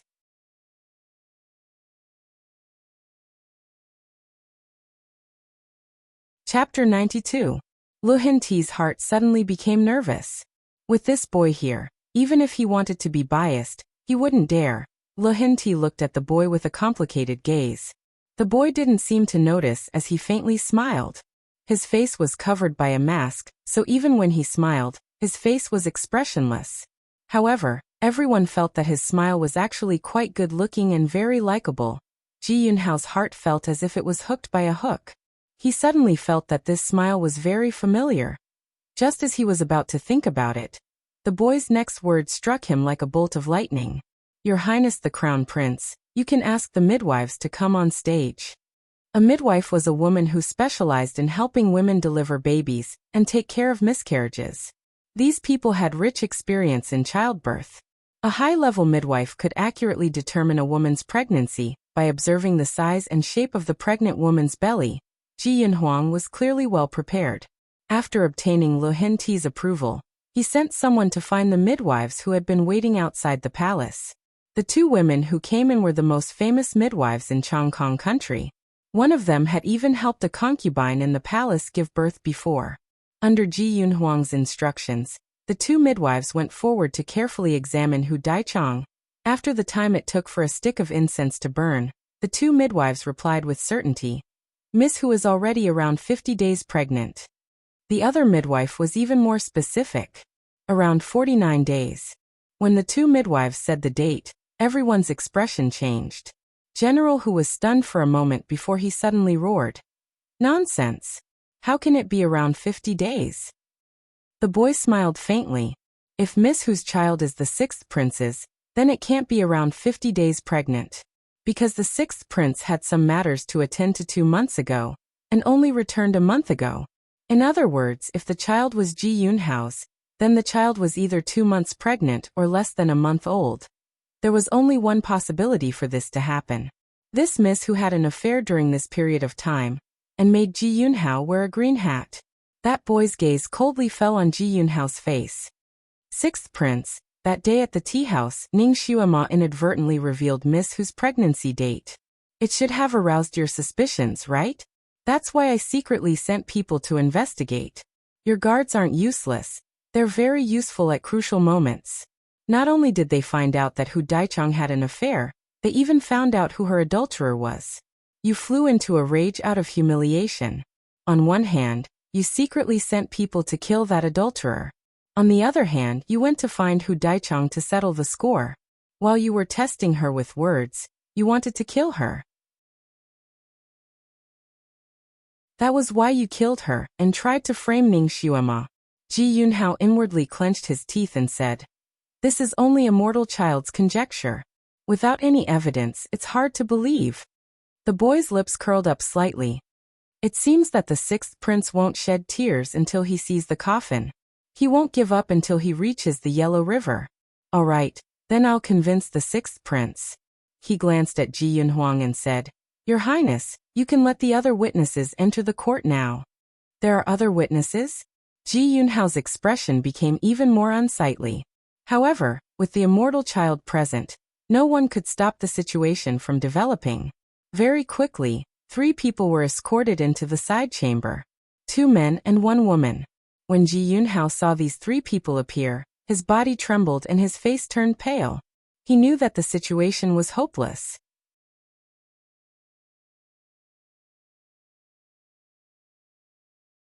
Chapter 93. Those 3 people were Hu Daishang's personal maid, a guard from the Hu Manor, and a secret guard from the 6th King's Manor. After a few simple interrogations, everything began to come to light, and the truth came to light. Actually, the truth was not complicated. Hu Daishang looked virtuous, but deep down, she was a bit licentious. She relied on her status as the Grand Marshal's daughter to act willfully and recklessly. First, she seduced the Crown Prince Ji Yunhuang, but was rejected. Then, she changed her mind and accepted Ji Yunhao's love. However, she was still somewhat indignant, so she took advantage of Ji Yunhao's absence to hook up with a handsome guard from the Hu Manor. After a few secret encounters, she unexpectedly became pregnant. When Ji Yunhao returned, she purposely hooked him into bed several times, intending to blame the child on him.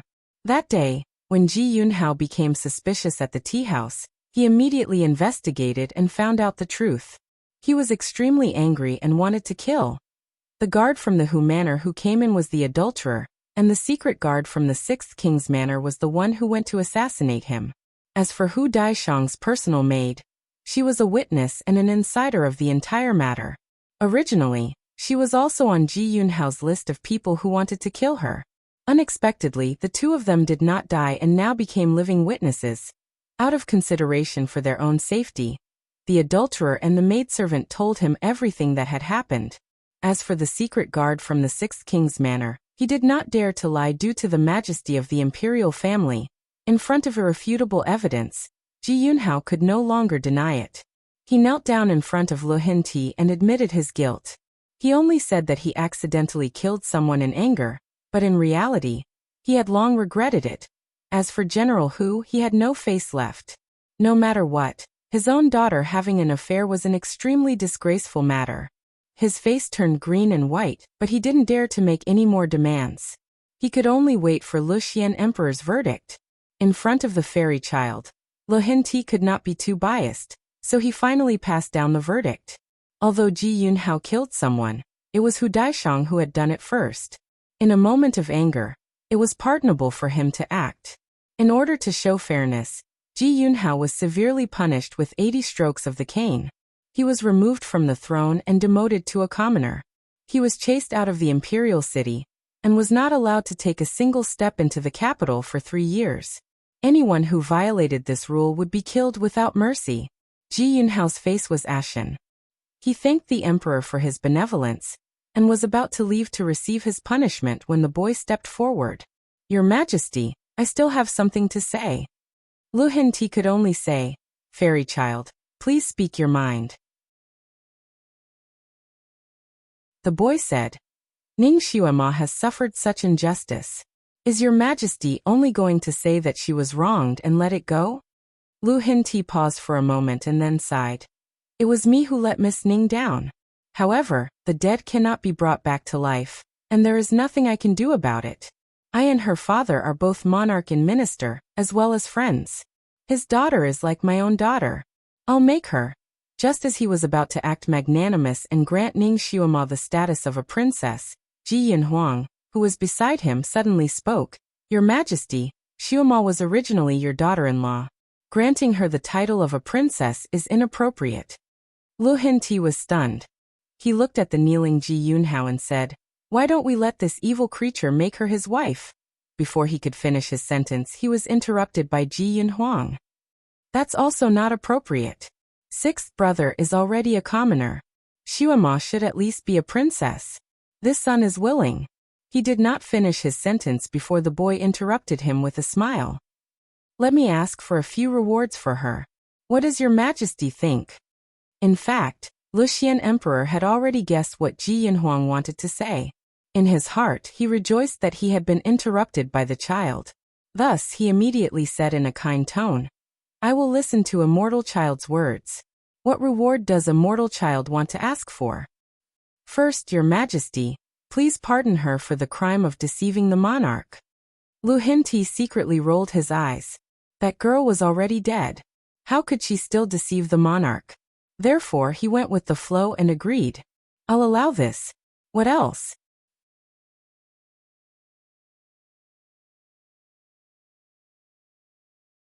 Chapter 94. The boy said, Marquis Jingyuan's residence is a bit poor. Your Majesty, please bestow her with 10,000 taels of gold. This was a bit like a lion opening its mouth. In Chongkong country, 10,000 taels of gold was the lifetime salary of a first-rank official. Marquis Jingyuan's residence did not even have a master. What use would 10,000 taels of gold be to them? Lu Hinti felt a bit of heartache as he muttered, This? The boy looked at him. Your Majesty is unwilling? Could it be that in your Majesty's heart, 10,000 taels of gold is more valuable than the position of princess? Lu Hinti's face darkened. Because he had guessed the identity of the boy, he could not refute, and could only grit his teeth and agree. The boy continued to raise two other conditions.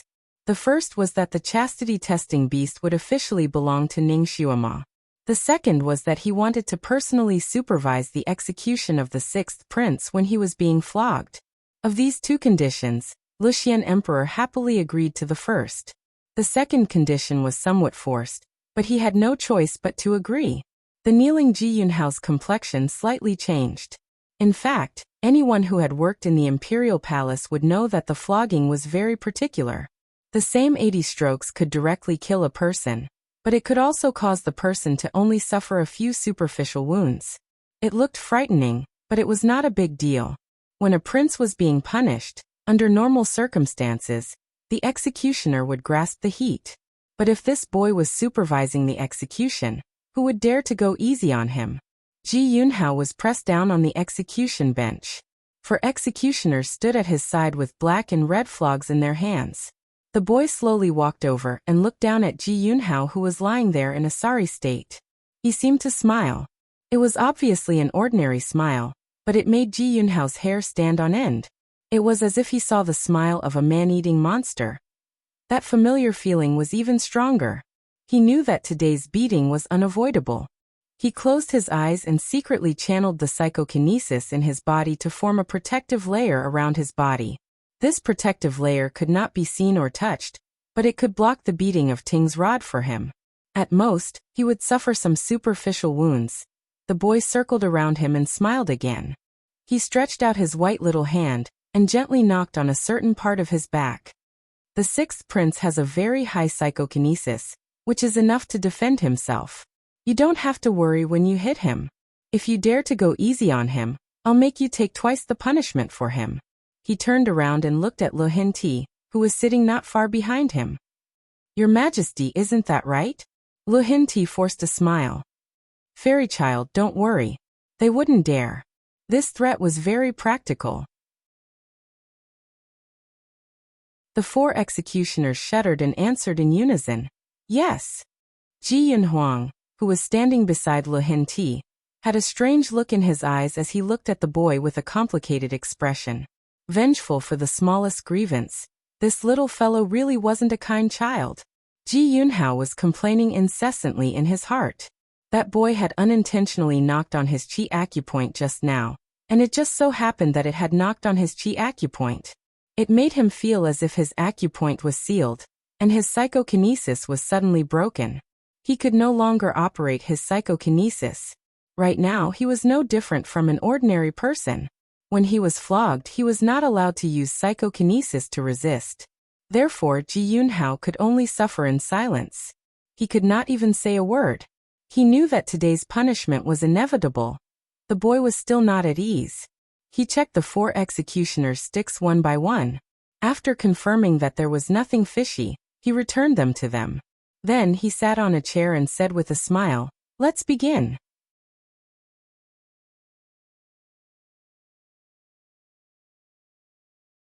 Chapter 95. The black and red cudgel struck Ji Yunhao's body again, and again with the sound of the wind. After 3 or 4 strikes, his body was already bleeding. Ji Yunhao did not want to lose face as a prince in front of everyone. At the beginning he could still clench his teeth and endure the pain. But after a few strikes he could not help but groan. After a dozen strikes he began to groan. As the cudgel fell, his groans became louder and louder, as if he was about to cry out in pain. The cold sweat on his forehead kept rolling down his face. Not far away, Lu Hinti heard his ghost-like wails and wolf-like howls, but his face darkened. It was just a beating, how painful could it be? As a man and a prince, how could he not be able to endure this? How could he cry out like this?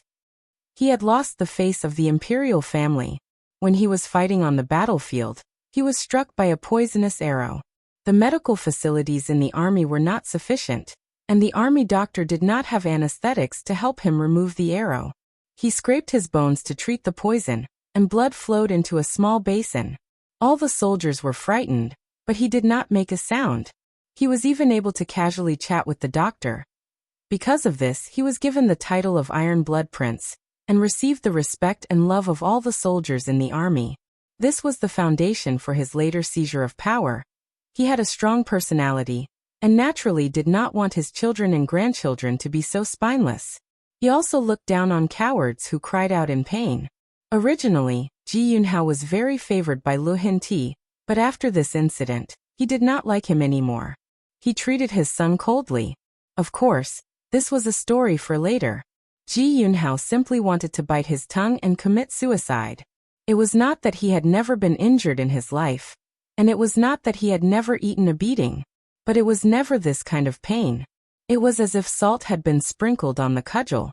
Every strike was as painful as a bee sting, as if he was being dismembered. It was so painful that he could not help but cry out and struggle.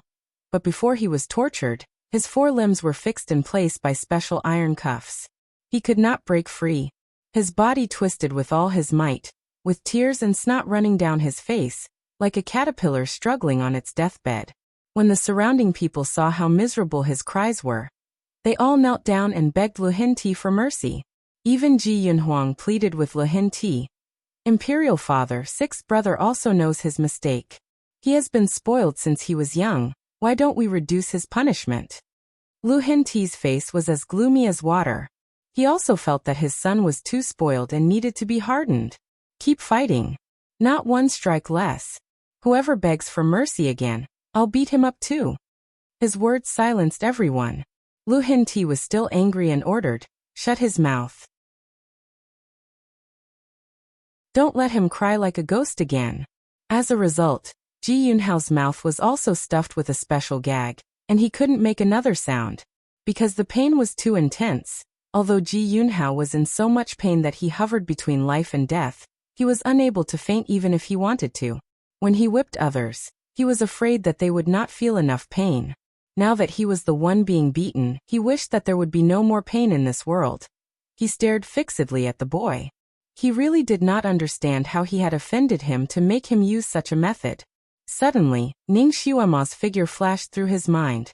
His heart suddenly moved. This boy's figure was 80% similar to Ning Xiuema's. He stared at the boy's small face. He knew that the boy was wearing a mask. He only stared fixedly at the boy's eyes. This boy had a pair of extremely bright eyes. They were as clear as water and as limpid as a lake.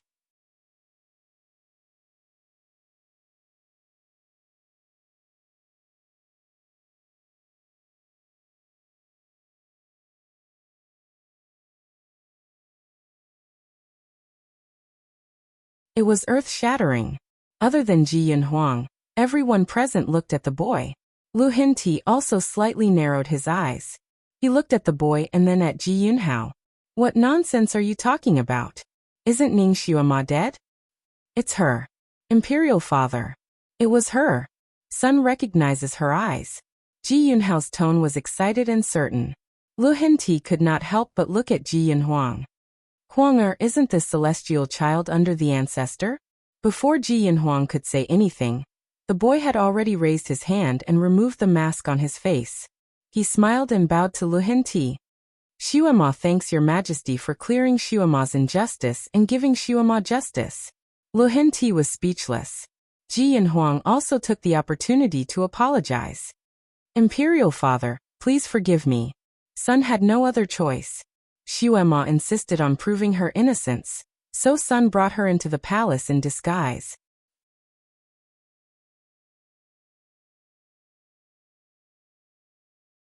Chapter 97. Lu Hinti stared blankly for a moment. His mood was obviously not good. What exactly happened? She didn't die and escaped from prison? There was obviously a trap waiting for Ning Xiuema to jump into. If she admitted that she escaped from prison, it would be another crime. Ning Xiuema immediately replied. Your Majesty, I didn't escape from prison. I was released by someone. She had already thought of an excuse in her mind. This humble girl was wrongly accused, and was sent to the Ministry of Justice's prison by official Lu without distinguishing between right and wrong. This humble girl was unable to cry out for justice in such a dark place. Fortunately, Tui Dao listened to this humble girl's grievances. He also respected my father for being a good official who served the country and the people. Thus, he boldly decided to let this humble girl out. This humble girl could actually take advantage of the night to escape, but this humble girl is still Marquis Ning's daughter. If this humble girl were to run away like this, it would smear my father's name and ruin his illustrious reputation. Xiuema also thought that His Majesty should be kept in the dark about this matter. Once he knew the truth, he would definitely clear Xiuema's name. Therefore, Xiuema went to beg Crown Prince and asked him to bring Xiuema into the palace to plead her grievances. Crown Prince was kind and righteous, so he immediately started to investigate this matter. Relying on his outstanding ability, he found clues to this case. Because he was afraid that Xiuema's appearance would alarm His Majesty, he let Xiuema follow him in disguise. Her words were 70% true and 30% false. There were no loopholes. Even Lu Hinti couldn't find any fault with her words. Lu Hinti paused for a moment and coldly said, "From what I know, that Tui Dao wasn't so chivalrous." Ji Yunhuang stepped forward. "Imperial Father, I've also investigated this matter. Tui Dao didn't release Miss Ning completely because of his chivalrous heart. Instead, it was because Miss Ning used her superb medical skills to treat his legs. That was why he took the risk to release her.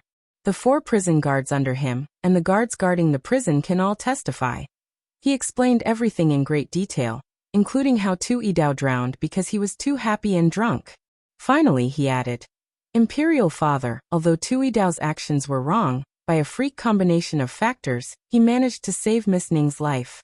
He prevented her from dying a wrongful death, and gave the imperial family a chance to remedy the situation. It should be Marquis Ning's spirit in heaven protecting Miss Yuning." The last sentence reminded Lu Hinti of the nightmare he had this morning. He coughed once, not wanting to let the matter drop. Ning Xiuema being released is one thing, but why did she disguise herself as the ancestor's fairy child? Because of this, he didn't dare to show favoritism and had to beat up his son. Ning Xiaoma widened her eyes and said innocently, "This humble girl has never said that I am the ancestors' fairy child. So your majesty has misunderstood my identity?" Lu Hinti choked. After thinking about it carefully, he realized that Ning Xiaoma had never said such a thing. Everything was just a misunderstanding he had speculated. It was all this girl's fault for behaving so strangely just now. She knew too many strange things, and the ancestor's servant also had this characteristic. Furthermore, she was coincidentally brought in by Ji Yunhuang, so he had this kind of misunderstanding. Damn it. Actually, they did it on purpose. Luxian Emperor could not help but glare at Ji Yunhuang. He was still not reconciled. Ning Xiaoma, I have helped you clear your name. However, you did not reveal your true face to others. In the end, you have committed the crime of deceiving the monarch. Ning Xiaoma blinked again. Didn't your majesty pardon Xiaoma in advance for deceiving the emperor?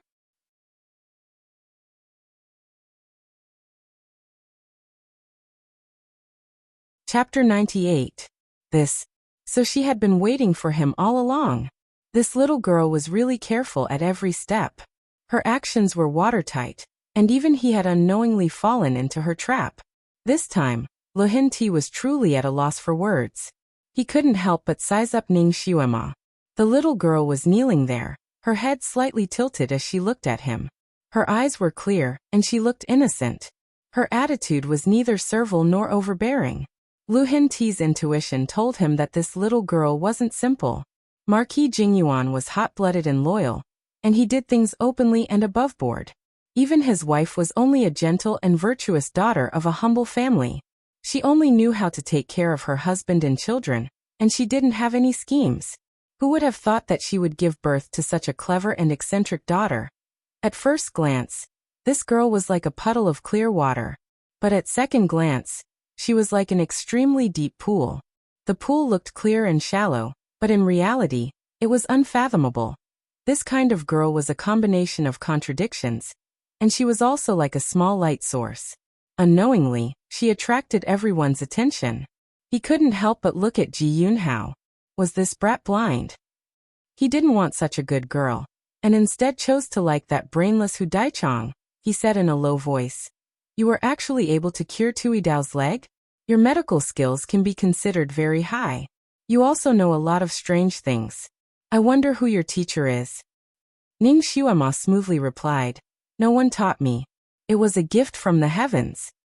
A gift from the heavens? Lu Hinti clearly didn't believe her. What kind of gift from the heavens? Ning Xiaoma casually replied, "It's probably because the heavens pitied Xiaoma for being alone, so they sent an immortal to teach Xiaoma medical skills in her dreams, so that Xiaoma could have a skill to rely on." What did the immortal look like in your dreams? This emperor's inquiries were really detailed. Ning Xiaoma secretly rolled her eyes. She could only casually make up a story. The immortal in the dream probably used some kind of camouflage technique. Xiaoma couldn't see his true appearance. I only vaguely remembered that he seemed to be wearing an ice-cold mask, and was dressed in white. His aura was extremely strong, like a snow sculpture. Lu Hinti's expression changed slightly, and he suddenly stood up. Di Zun. Ha! Ning Xiaoma's eyes widened. It can't be right? She had only made up a few words, and he had already connected her with the overlord? It couldn't be so coincidental, right? Ever since she came to this continent, she had heard of the ancestor's reputation like thunder. She knew that he was the most popular person on this continent, and was worshipped by mortals like an immortal. Unfortunately, even though she was saved by him once, she still didn't know whether he was round or flat. It seemed that not many people on this continent knew his true identity. He was extremely mysterious. Ning Xiaoma had seen countless experts' demeanors in her previous life. They were also extremely cold and noble. They had an appearance that didn't talk to mortals, and when they spoke, they were like clouds and mist, full of zen.